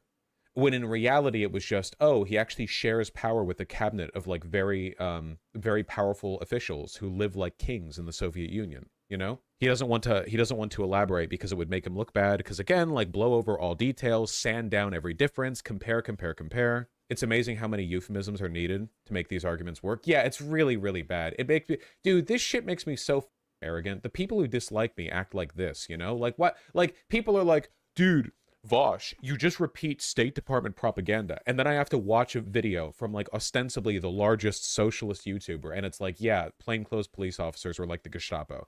Dude, like, come on. Holy shit. I know what you're thinking. Everybody knows the US has a thing for prisons. That's like one thing we could ease back on a little bit. That doesn't make the country authoritarian. Let's continue then. How about surveillance? It's pretty widely believed that citizens of socialist states are the subject of extreme surveillance. But what if I told you that none of them hold a candle to the US? Don't believe me? Take a look at Section 702 of the Foreign Intelligence Surveillance Act. Thanks to this piece of legislation, every single person in the United States is the subject of incredibly intense scrutiny. We have a mass surveillance program that allows for the collection of phone conversations, text messages, emails, web searches, and social media messages. This is also dishonest. and I'll explain why. First of all, notice how the term he just used was allows for. Obviously, it's the modern day, and America is super advanced. We have abilities with surveillance that are unmatched by the Soviet Union, because the Soviet Union stopped existing 30 years ago. So that is much is clear. They have the ability and the legal right to do a lot of surveillance. The question is, what surveillance do they actually do, and what are the outcomes of that surveillance? And a critical difference here is that while the United States government has the ability to peruse an ungodly amount of our data, we don't live in constant terror that any errant comment about our dear leader, President Biden, is going to lead to us getting blackbagged. I need you guys to read accounts of what it was like living in the Soviet Union or under the Nazi Germany and compare them to what we have going on here. Or hell, China I mean, I know those things, so I don't have to read them again. today. You literally cannot risk making dissident comments, because while we may have the technical permission to engage in high levels of surveillance for our civilians, the practical matter, like the actual like fact of life, the state of affairs present, like what is actually going on, is that most of those permissions are just high level tech data encryption stuff. It's like the government having the ability to peer on specific people of interest. Whereas in the Soviet Union, they had entire archives of data on suspected dissidents that people would constantly peruse through and update. Like I need you guys to understand, we're talking like secret police in Berlin or in Moscow that would go to local events, that would hang out at bars, that would make friends with people and just record and document thousands and thousands of pages on data looking to bust so-called political dissidents. Now, that was technically more low-tech than what we can do now, because again, it was like 80 years ago. Was this stream? We're gonna stream next on Saturday and maybe Sunday. We'll see. Obviously, but the practical consequence of this surveillance was much more rigorously sort of exercised and made real then than it is now. Nobody in the United States today lives in fear that criticizing the government will lead to them getting arrested, with the exception of like insane conservative preppers who live out in the woods and have 50 trillion guns. Like, and they're lunatics, all right? Hopefully we're not stooping to that depth. It is true the government has these powers, and it is true that the government does engage in a lot of like surveillance on protest groups. I'm not saying the government doesn't do any real surveillance, but again, like a very basic reading of history will give you so much understanding as to how different these actual practical realities are. Yeah, like the Radical Dino says, for sure. Like, if you're an actual leftist in China, you have to be careful about what messages you send people. Over here in the United States, you can be a full communist, and you can just say whatever, dude, outside of overt threats to people in power. And even then, like, people getting in trouble for that is pretty, like, spotty. Even then, like, you can literally be like, I want the government toppled. I think that Biden is Hitler. I think that... And you can just say that, scream it from the rooftops. That's true. Text everyone, Facebook post, whatever. And, like, you're not going to get blackbagged in the middle of the night, dog. You're not. You're just not. I just don't think this, again, like, this is just another one of those, like, you don't appreciate it until you don't have it things. A lot of people in the West don't seem to understand how much they benefit from the freedom of speech that they wouldn't have if they moved to these other countries. My first thought was, oh, you're talking about cooking. Yeah, people don't really conceptualize these things very well, do they? Even the, like, tepid, half-assed, wishy-washy whataboutism criticisms that Western lefties make of China sometimes, like the shit that Hassan says about China, if he went over to China and lived in China, he would get arrested for it, or at least be subjected to, like, significant political pressure. That's because over here in America, we do have freedom of speech. In the West, we do have freedom of speech, at least certainly more than they do over there. And I think these Western lefties, these tankies, know that, because otherwise, why not move there? Since you brought it up earlier, China has black bag members of Peking University's Marxist Society that tried to help JSIC workers start an independent union. Yeah. Police cracking down on and disappearing labor advocates because they were trying to form a union. Do you know how long it's been since American feds cracked down on and disappeared union workers for trying to create a union? It's been a while since we've been in those days. Nowadays, we just have, like, repressive laws. But over in China, you can get the classic early 20th century experience. monitored. But wait, it's called the Foreign Surveillance Act, so why are we in the crosshairs? Well, it started out as a way to keep tabs on communications between US citizens and foreign nationals deemed a threat of some kind. But over the last decade or so, the scope of the project has... Videos like this just really remind me of the way that Republican fascists will occasionally tepidly criticize things in America like inflation or high healthcare costs, but it's only in the service of their own radical authoritarian ideology.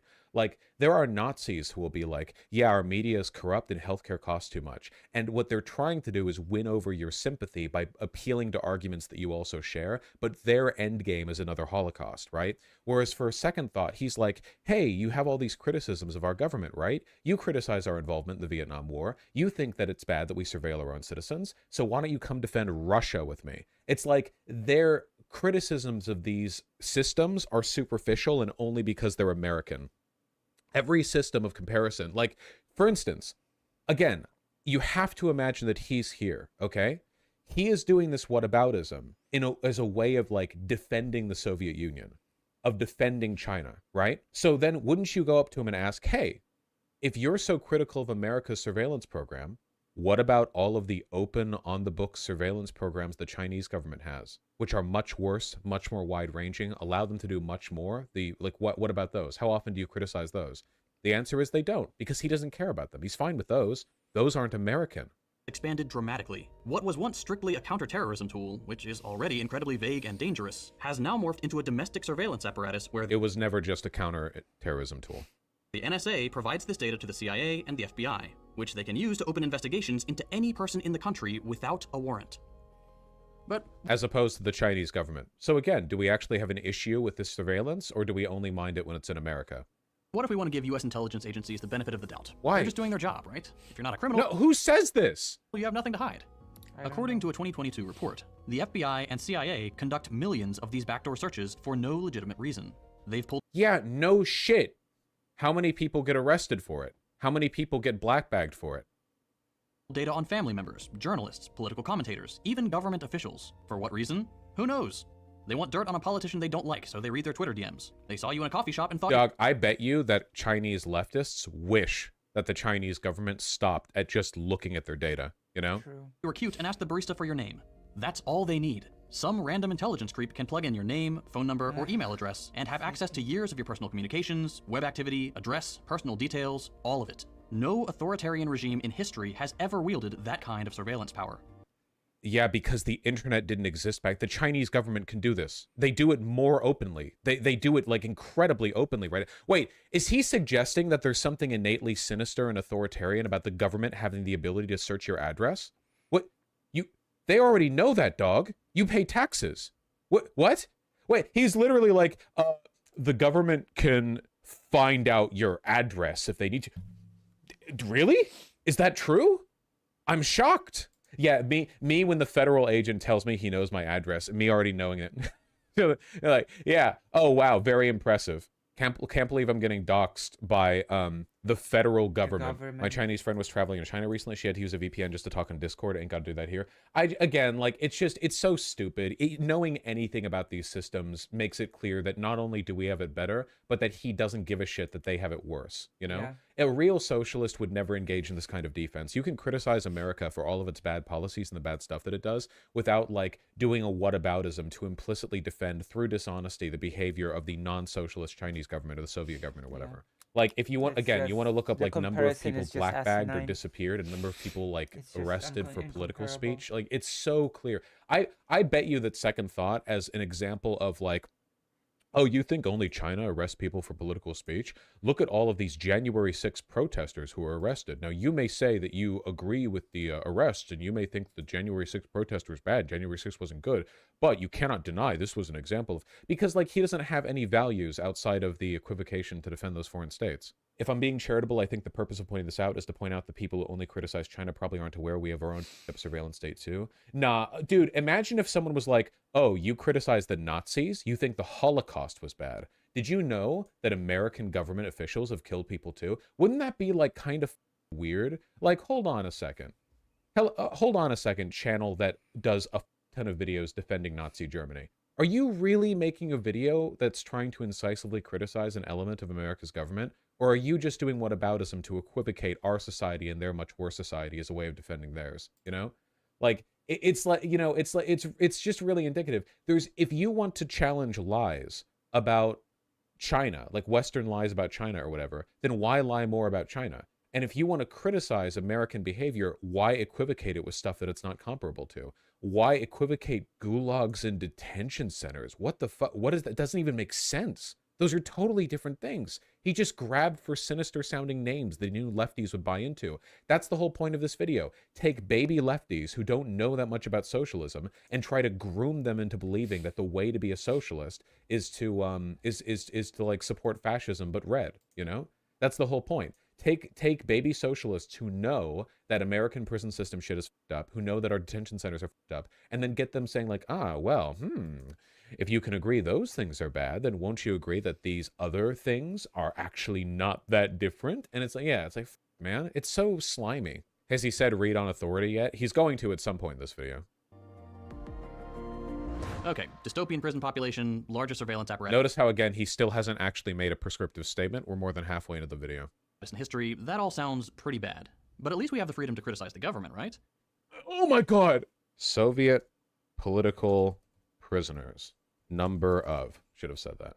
Population of the Gulag camps amounted to 1.5 million. Wait, what was the population of the Soviet Union in 1940? About 200,000, though they lost a lot of people during the war.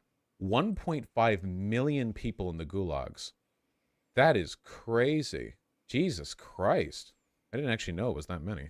A further 6 to 7 million were deported and exiled to remote areas of the USSR. 4 to 5 million passed through labor colonies, 3.5 million who were already in or had been sent to labor settlements. Historian Orlando Figes refers to 25 million prisoners of the Gulag in 1928 to 1953. Some historians estimate 14 million people were in prison. Dude, holy shit. That like a significant portion of the Soviet population. Well, that's pretty wacky. Hold on. Soviet Stalin purges. Just really quickly, because before the whataboutism, I just really think it's important that we set some context here so that we can like make these comparisons in slightly better faith. Okay. The Great Terror and the Yezhovzhim was Joseph Stalin solidifying his power of the Communist Party by killing a... Wait. Where is it? Where did he...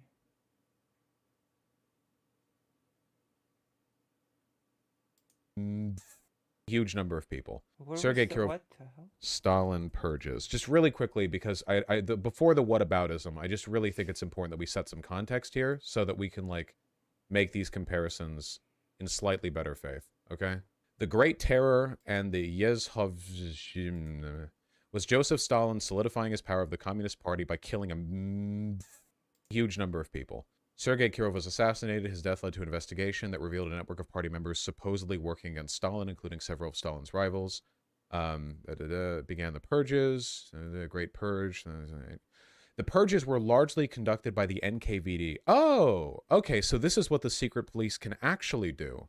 The secret police of the USSR. They began the removal of the Central Party leadership, the old Bolsheviks, government officials, and regional party bosses. So this is just him killing political enemies. They didn't do any crimes. They were just more aligned with Lenin's vision of the Soviet Union than Stalin's.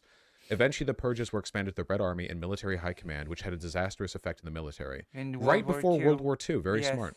3 successive trials were held in Moscow that removed most of the old Bolsheviks and the challenges to Stalin's position. As the scope of the purge began widening, the omnipresent... I want to do cooking videos. Suspicion of saboteurs and counter-revolutionaries began impacting civilian life. Again, keep in mind there were no real trials. Being suspected of being a political dissident was all it took.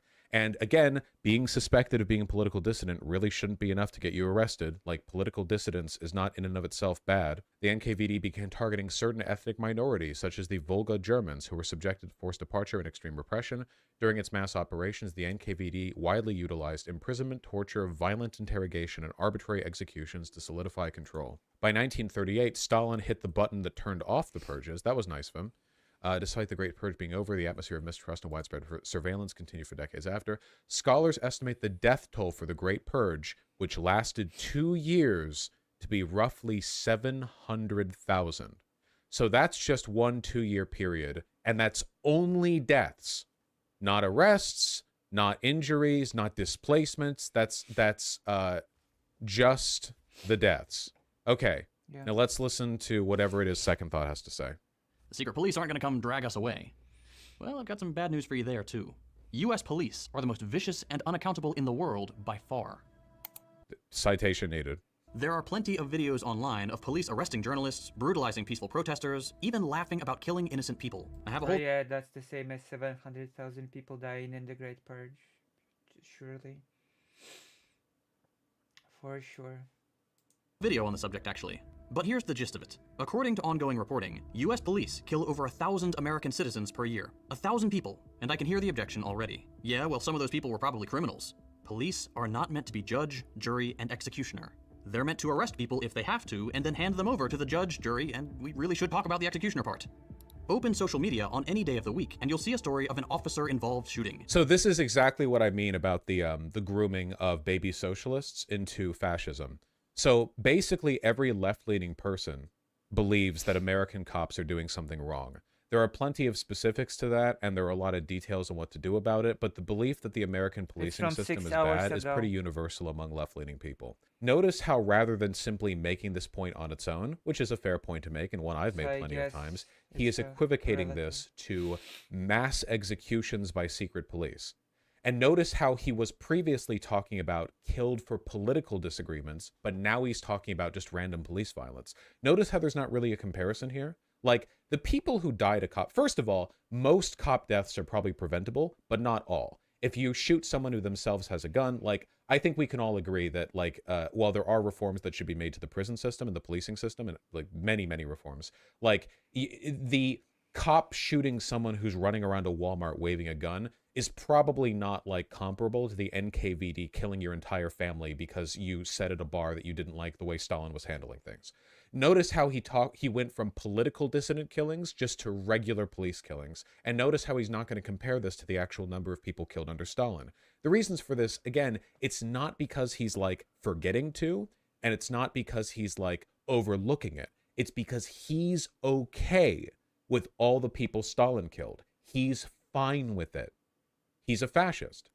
All of his criticisms of these systems, American policing, whatever, are superficial and built out of a fundamental ideological opposition to America and American democracy principally. If he didn't feel that way, he wouldn't be defending all of these bad things and worse when done by other governments he does defend. Most of the people who watch my content, I'd like to believe, are relatively ideologically principled, like we tend to have pretty consistent values. So a lot of people don't seem to understand what it's like to be a total, utter campist, to be somebody who treats all politics like sports. I think one of the best examples of this would be Luna Oi. Luna Oi, the so-called communist Vietnamese woman, is somebody who pretends that Vietnam is some kind of, like, communist outsider opposing Western hegemony, despite Vietnam being a close ally of the United States and an objectively capitalist country. And additionally, Luna Oi postured as a ally to queer rights, and then there were pro-LGBT protests against the homophobic government in Vietnam, and she supported the government cracking down on them and said they were color revolutions that were funded by the CIA in order to overthrow the Vietnamese government, despite the Vietnamese government being an ally of the United States. The only way to reconcile these apparent contradictions is that Luna Oi doesn't actually have any beliefs outside being a nationalist for Vietnam. Like, every other belief is secondary to that. If being pro-LGBT allows her to posture as some kind of progressive revolutionary, she will. But at the end of the day, the Vietnamese government and its decisions are hers to defend. And that's that, you know? It's as simple as that. A lot of people in my community don't really understand or sympathize the Great with... Purge, they killed people for suspicion of being Polish. Yes, we've discussed this on the stream. That line of thinking, and that's good. That means that you're, like, not a monstrous piece of shit. But a lot of people do think that way, and Second Thought thinks that way. Where the media tries really hard to twist the reporting to make the cop sound less like a murderer. With body cameras often required these days, it's getting harder for them to hide their crimes, though they still try. Anyway, the bottom line is this. If we look at any other country on Earth, let's say China, the hot-button supposed authoritarian hellhole of the day, and we compare police violence stats, the US is far worse. Anyone remember this? American police have done a lot of bad things, but I don't remember them completely demolishing a multi-million strong protest, occupying an entire city and disappearing the leaders behind the protests. I don't actually remember them doing that over here in America recently, unless I'm forgetting. Millions of people. Also, he thinks China's honest with their statistics. I mean, this guy, like, denied the Uyghur Muslim genocide and basically said, like, none of it is happening. This guy literally did, if I remember correctly, this guy literally did the, like, China, all the evidence of China ramping up surveillance in the Xinjiang province is fake and a lie, even though the Chinese government themselves say they're doing it. But also, if there are any Uyghur Muslims arrested, that's because they're terrorist sympathizers. So again, like, he doesn't have any principles. Like, you have to understand that. Exactly the same with regular old American fascists who lie nonstop. The only consistent belief they have, usually, is a defense of, like, the white man, right? They will argue any number of contradictory things as long as it brings them to what they perceive to be a defense of that, of white supremacy and of chauvinism. In the US, in 2022, police killed 1,201 people. In China, that number is 0. Oh, wait. Nope, I read that wrong. 0 people killed by police since 2019, a year... Does he actually believe this shit? Okay, yeah. Hey, I just took a look at Assad's election numbers, and he got 99.999% of the vote. So actually, he's the most democratically beloved leader in history. Just like, yeah, the Chinese government Lukashenko. disappears people. The Chinese government Just like and its police Lukashenko in, definitely kill fewer you people know? than American police, but that's largely What a because story. civil disobedience is more common here in the United States, and we have more guns. The fact that a lot of people die to cops here is largely a product of a shift in police culture, which is caused by the knowledge that every American on average has 3 guns on them. That's not a defense of the cops. They still behave monstrously here in the United States. But yes, we do have a very disproportionate number of people killed for reasons heavily associated with the preponderance of our weapons. So, you know, there's that. However, the idea that none have been killed by police is just, it's ludicrous. It's insane. This is basically the same as an Iranian official saying that there are no gay people in Iran. Something that Russia, I believe, has said as well. There are no gay people in Iran, no gay people in Russia. There It are is no a cats in America, willful and the rejection streets are of, paid to like, not just truth, but like common sense that can only serves to reveal a person's bias. Like, there's nothing else beyond that, really. when 2 people were killed. 2 people in 5 years, in a country with a population 4 times greater than the United States. Isn't there always manifestations in China, but it's never covered? The Chinese government disappears people. This is, like, not even slightly controversial. Also, the Chinese, like, there are 1.4 billion Chinese people. We know the government disappears people. We know they lie in their data because they've been caught in it many times. They falsify data constantly. Yeah, again, just... Since 2019, US police have killed nearly 5,000 American citizens. So, we have a more dystopian prison situation. Hey, just a reminder that I have asked this guy to come on stream to talk about his previous videos, and he declined. He said he would only talk to me in private, and then even then he wouldn't talk to me in private. I wonder why. We're the most spied on people on Earth, and our police murder 3 people on average every single day. If that's not authoritarian, I don't know what is. And this isn't to run defense for the excesses of past and present socialist projects. In Isn't it? I mean, you're equivocating. Sort of as... fact, socialists are among the loudest and most well-read critics of these experiments. The Deprogram Guys and I have a podcast episode specifically dedicated to the topic. Curiously, a podcast where none of you live in China. Because, of course, if you were critical of China's socialist experiment from within China, you would get arrested. Curiously, we're also critical of the socialist project. We have to be critical of it from America, though, because the socialist project is weirdly, weirdly tetchy about their proletarians criticizing them. And we plan to do more in the future. What a long The point of all video. this is that if we're going to rightly level criticism at some states, we need to make sure to apply that standard universally. And that means Oh. starting at home rather than simply passing judgment on countries halfway around the world or that This is wrong on so many levels. First of all, how the can you call yourself a socialist and then, like, tut people for passing judgment on the behavior of other states? Oh, I'm sorry, I didn't mean to pass judgment on a 1.4 billion person controlling government. Like they're a teenager Hello, who's made a fake little helicopter fuck up that I'm being, man. like, mean How are about you? or something. What the do you mean? Who would ever use the language pass judgment when How are you? criticizing America and its faults? Notice how, again, Hi. he defends these countries by equivocating between them and the West, but then he advocates for a much stricter set of, like, form of rhetoric and engagement against Western countries than the countries that he's defending. So again, like this is the purpose of whataboutism, right? First, you take like a bad thing and a less bad thing. Then you lie until they both seem about the same. But then, because you're defending the more bad thing, you keep on defending it as though it's better than the thing that you've just said it's actually equal to. that have long since passed. Israel could literally make all these whataboutisms to justify their treatment of Palestinians. Yeah, for sure. Literally, all of this works as well. Oh, you think that Israel kills people? Well, here, take a look at this history of the Hamas behavior. You could, like, I've seen Nazis do this as well. Oh, wow, you think the Nazi government was so bad? You know, you heard all these stories about disappearance. Well, hey, the American government does the same thing. At least the Nazi government was defending the white man. Blah, blah, blah, blah, blah. You know, it's the same thing. Okay, that's the liberal part taken care of. Now it's time to have a little chat with my friends on the Western left. The right does a very good job at presenting a unified front. The capitalist class and the forces of reaction are incredibly powerful in the imperial core. I can't believe you won't pull the trigger on Ugopnik for associating so strongly with this loser. Yeah, Ugopnik was cool to me in DMs before, like we talked a little bit, but I asked him about like a couple months ago to come on stream and he just didn't respond, so he's probably just as cucked as this guy is now. F him. Again, like they're just fascists, right? It was like when we looked at like Hakeem, the other guy in the podcast, and it turns out he just wants to like murder and every like Kurdish person in like the pan-Arabic region or something. Like it's so clear. They're all so terrified of me, dude. Ugopnik ghosted me. Second Thought wouldn't talk to me unless it was in private. Hakeem only came on to talk once, and when he did, he meekly agreed with everything that I had to say and then complained about it later and went back to shit-talking me despite not having the balls to confront me in person. It's so... Dude, at least, like, non-red fascists, at least, like, Western fascists have the balls to actually, like, directly stand up to criticism, you know? They lie all the time, but, like, at least they engage with it. So snakish, dude. Cowards.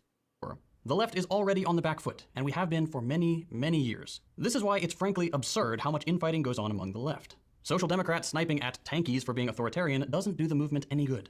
Yes, it does. We shouldn't associate with the presence of red fascists in our like left coalition is the biggest thing holding us back by far, like massively so. The chains that bind the modern left to like the Soviet Union and China are the biggest things holding us back, easily, 100%. Say what you will about Professor Flowers, but she had the guts to talk to you on stream. No kidding, for 3 hours. That retard had the stomach to talk to me for 3 hours. And these so-called like revolutionary dissident left, like we're gonna sit here and laugh about Israeli civilians getting killed by Hamas dipshits, are too cowardly to talk to me at all. It's incredible. Like, credit where credit's due. Funnily enough, the label authoritarian is only ever applied to successful socialist projects. This is just classic red fash cope, 100%. There is no successful socialist project, at least not in the form of state. You know, like, hey, you anarchists haven't managed to build your utopia, but look at us. We've built several authoritarian fascist governments. Clearly, we're much more effective and should be taken seriously. Look, points at the USSR and the mountain of skeletons that it's built on. Look, we've done successful socialism. All we had to do was get rid of the socialism and the success. It collapsed, remember? The Soviet Union collapsed, remember? And Russia is like a dystopian petrostate that is kept alive only by the oil that it manages to sell to its neighboring governments, you know? Dude, look at China. China's doing great right now. I mean, yeah, they might like purge political dissidency and have like a sort of crumbling political infrastructure that they're like consolidating into a fascist bloc by promoting anti-Maoist like old Chinese values. They might have given up on the entire like cultural reset and are reasserting the value of like ancient Chinese and Confucianist aesthetic as a way of like rallying the population to prevent them from challenging the government. But hey, you know, if you get rid of success and socialism, you have so many successful ML projects that failed were somehow more pure. But the moment a new system takes steps to ensure the security of their people and their new project, they're labeled authoritarian. I think part of this is I'm sorry? Security of their people and how more pure. But the moment a new system takes steps to ensure the security of their people and their new project. Takes steps to ensure the security. This is war on terror rhetoric right here. Literally, this is like, oh, wow. So you've taken issue with us protecting people? Like, nice euphemism, dog. Oh, yeah, dude. What did they do exactly? Criminalizing homosexuality? Was that necessary to, yeah. It does sound like 14 words rhetoric, yeah, because it's functionally the same, you know? Look at all these monstrous things I did. Oh, well, I actually did them to protect my people. He says, you know, socialism, but does he actually mean socialism when we know he's not a socialist? No. Yeah. I mean, he basically just means like whatever ethnic or civil group he sort of prioritizes in the engagement. they're labeled authoritarian. I think part of this is that there's a lack of understanding among Western self-professed leftists regarding what it actually takes to change the status quo across an entire country. You have to abandon socialism first and foremost, you idiot, you dumbass. Yes. We need secret police, we need an authoritarian government, no proletarian control, no collective ownership that means production, full statehood, we'll throw some conscription in there, no democratic rights. That's how you get it. That's what you need to do. The only way to achieve socialism is to abandon socialism. This is what I mean when I say these guys are more dangerous for us than any other group. Because these are the demons whispering in our ears. Hey, no good things are possible. You have criticism of the United States? Well, you know what your alternative is? North Korea, Cuba, China, the Soviet Union, or Russia today. Like, that's what you get. No good things are possible, actually. If you want anything that's different from what we have today, you need to accept something at best equivalent, but most likely worse. That's all you get. Every revolution, including bourgeois revolutions like the American one, are authoritarian by default. There we go. I already called this. That's the on authority. This is the idea that, like, freeing people is authoritarian because you're doing something. Like, doing things is authoritarian because you're doing things. Those in power will never give up their power without a struggle. They're not going to let you vote out the very system that benefits them. To understand the nature of revolution a little better, let's... again, like, no qualification there, no explanation as to how it's authoritarian to, like, defeat authoritarianism. Let's go back to the man himself. No, the other one. His sugar daddy. There we go. Oh, yeah. I wonder why we're not taking a look at the writings of Marx. Let's go to the On Authority pamphlet. Yep. I wonder why we're not taking a look at the writings of Marx. I was thinking for a second, like, why would you cite Marx here? Marx would not support the purges, but he would have supported Second Thought being sent to the gulags. Isn't this basically Antifa or the real fascist logic? Well, what the arguments that this guy is making, Second Thought is making, could be used equally to exonerate the Nazis. Everything that he said is just a blatant defense of the concept of, like, mass murder and anti-democratic action to defend the project you're calling socialism. Yeah. Why not National Socialism? Like, okay, again, I'm not trying to get too deep in the weeds here, but you realize the argument that he's making. We needed to do this authoritarian, we needed these purges, we needed all this behavior to defend the revolution could, with very little ideological shifting, be used to justify the Holocaust. You realize the rhetoric for the Holocaust in Nazi Germany wasn't "de-her, we're evil, de-her," but was rather, we need to take these steps in order to protect the fatherland from the, like, the dissident and, like, seditious elements within our society. You might argue, oh, well, that was religiously and ethnically targeted. That wasn't, like, done against political dissidents. First of all, the first people the Nazis went after were communists. Second of all, the Soviets targeted ethnic groups, deporting and killing entire regions of people, millions of people. Like, this is why I say red fascist. Like, if you actually look at the bones of the ideology, the actual roots of what it means and what it does and what it defends, it's the same. It really is. It fundamentally is the same, you know? I think the Nazis were far worse, but only because they were a worse version of the same basic ideology. I really don't respect the idea that there are differences. It's capitalist realism. Yeah, I agree. I don't think that Second Thought believes there is any world outside of capitalism. I think that he believes it's a choice between bourgeois capitalism and state capitalism, and that we have to submit to one or the other. I don't think he believes in a socialist project. Hey, DM, to your point about Tankies holding the left back, Tankies even being included in any way as the socialist project. Hey, DM, to your point about we have to submit to one or the other. State capitalism. I think agree.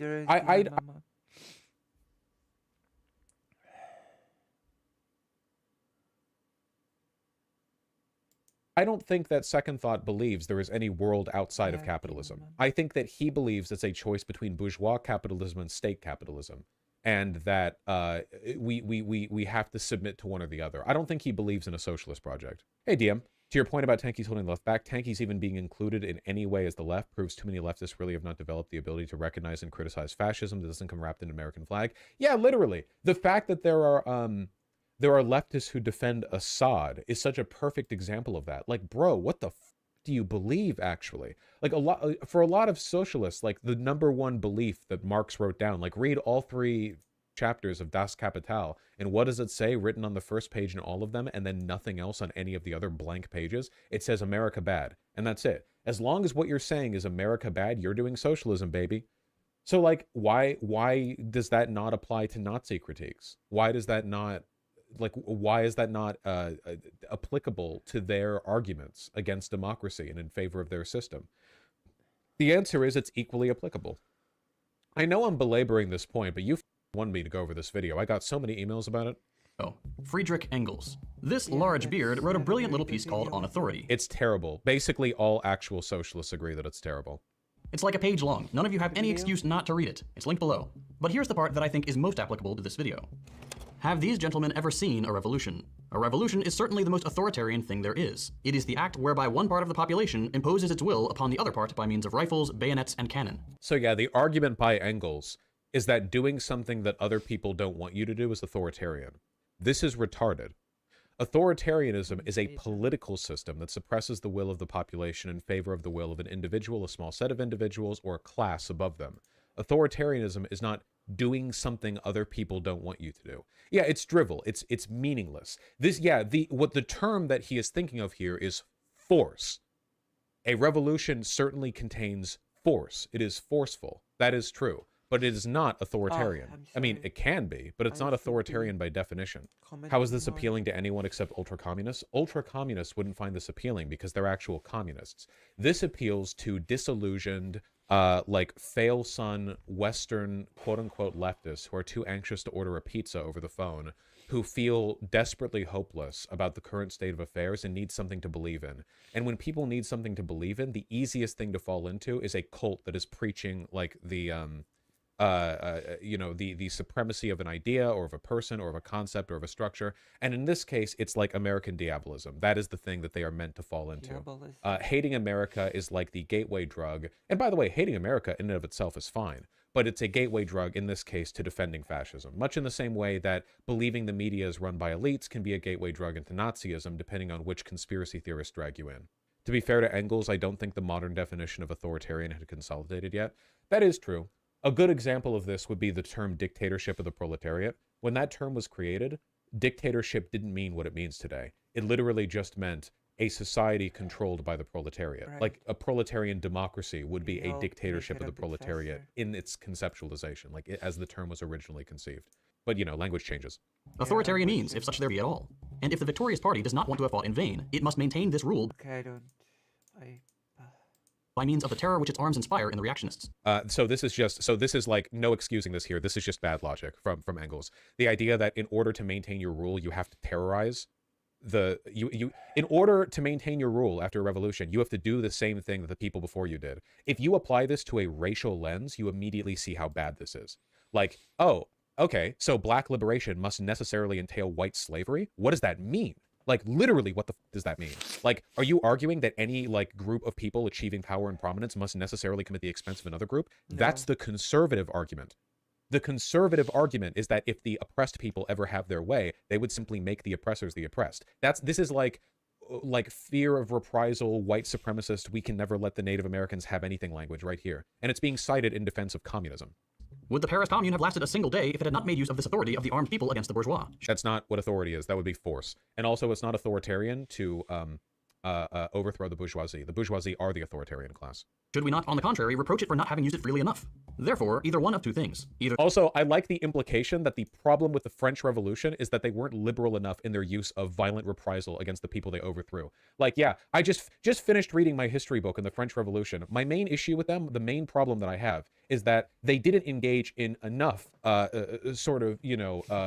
broad, unconditional execution. They should have been less discerning. The Paris Commune. Oh, did he say Paris Commune? Am I stupid? Oh, the Paris Commune. My apologies. Though, keep in mind that his logic here would have also referred to the French Revolution. There were many problems with the Paris Commune, and this was not one of them. The anti-authoritarians don't know what they're talking about, in which case they're creating nothing but confusion, or they do know, and in that case, they are betraying the movement of the proletariat. I think a better argument to be made here would be interpreting what Engels said as anti-pacifism, which actually makes a lot more sense. He would argue, if you want to engage in revolutionary behavior, you have to abandon pacifism because only violence can, like, secure the rights of the working class or whatever. And I think there's definitely truth to that, especially in the time that he wrote it, but that doesn't really speak to authoritarianism. That's just anti-pacifism. In either case, they serve the reaction.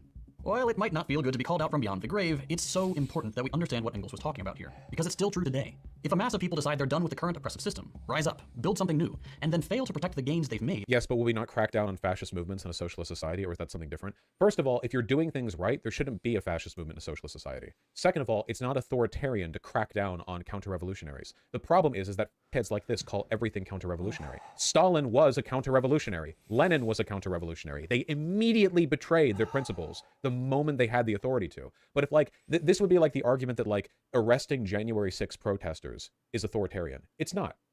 Like, obviously. The problem is, by roping literally everything anyone does under revisionism or under counter-revolutionary behavior, the consequence of this is that you give like people like Stalin free reign to kill like 1 million people in the Great Purge, right? This is why you have to be careful with your language when it comes to defending the authority of states, something you'd think socialists would be more careful about, considering the fact that the state is literally the bedrock upon which capital and proletarian oppression is built, according to Karl Marx. So, but like people, like we should be, maybe a little careful. Their project will be destroyed. We've seen it many times throughout history. The reactionary elements in society won't go away, and people with wealth and power before the revolution will still have that wealth, and will have likely fled somewhere like the US where they can agitate for military or CIA intervention. This was the case. So this is identical to the arguments Nazis make, by the way. He's essentially making the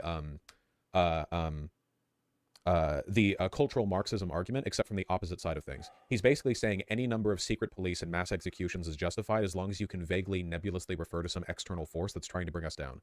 I've seen it. I have literally had an argument with a Stalinist who argued that the Soviet Union had to legalize, had to criminalize homosexuality in order to defend against bourgeois degeneracy, which is like you're just being a Nazi at that point. Like you're literally just doing the cultural Bolshevism argument, except the cultural Bolsheviks are coming from the West instead of the Soviet Union at that point. That's basically what they believe. Because if you take a look at the actual like purges and insane shit that like the Soviet Union or China did, if you take a look at the stuff they did, it is impossible to believe that behavior.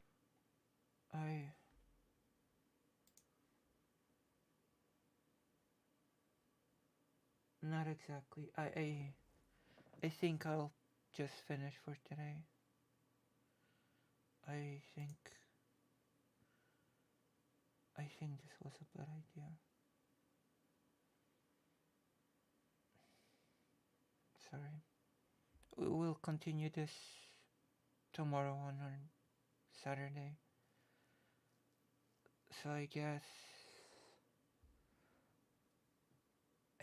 we'll just continue this on Saturday on tomorrow. Thank you. Love and solidarity and etc.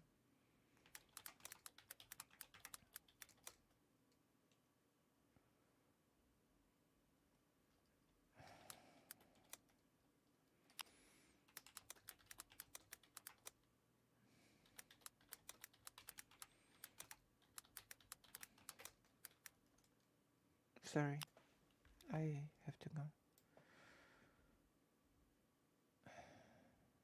I'm sorry.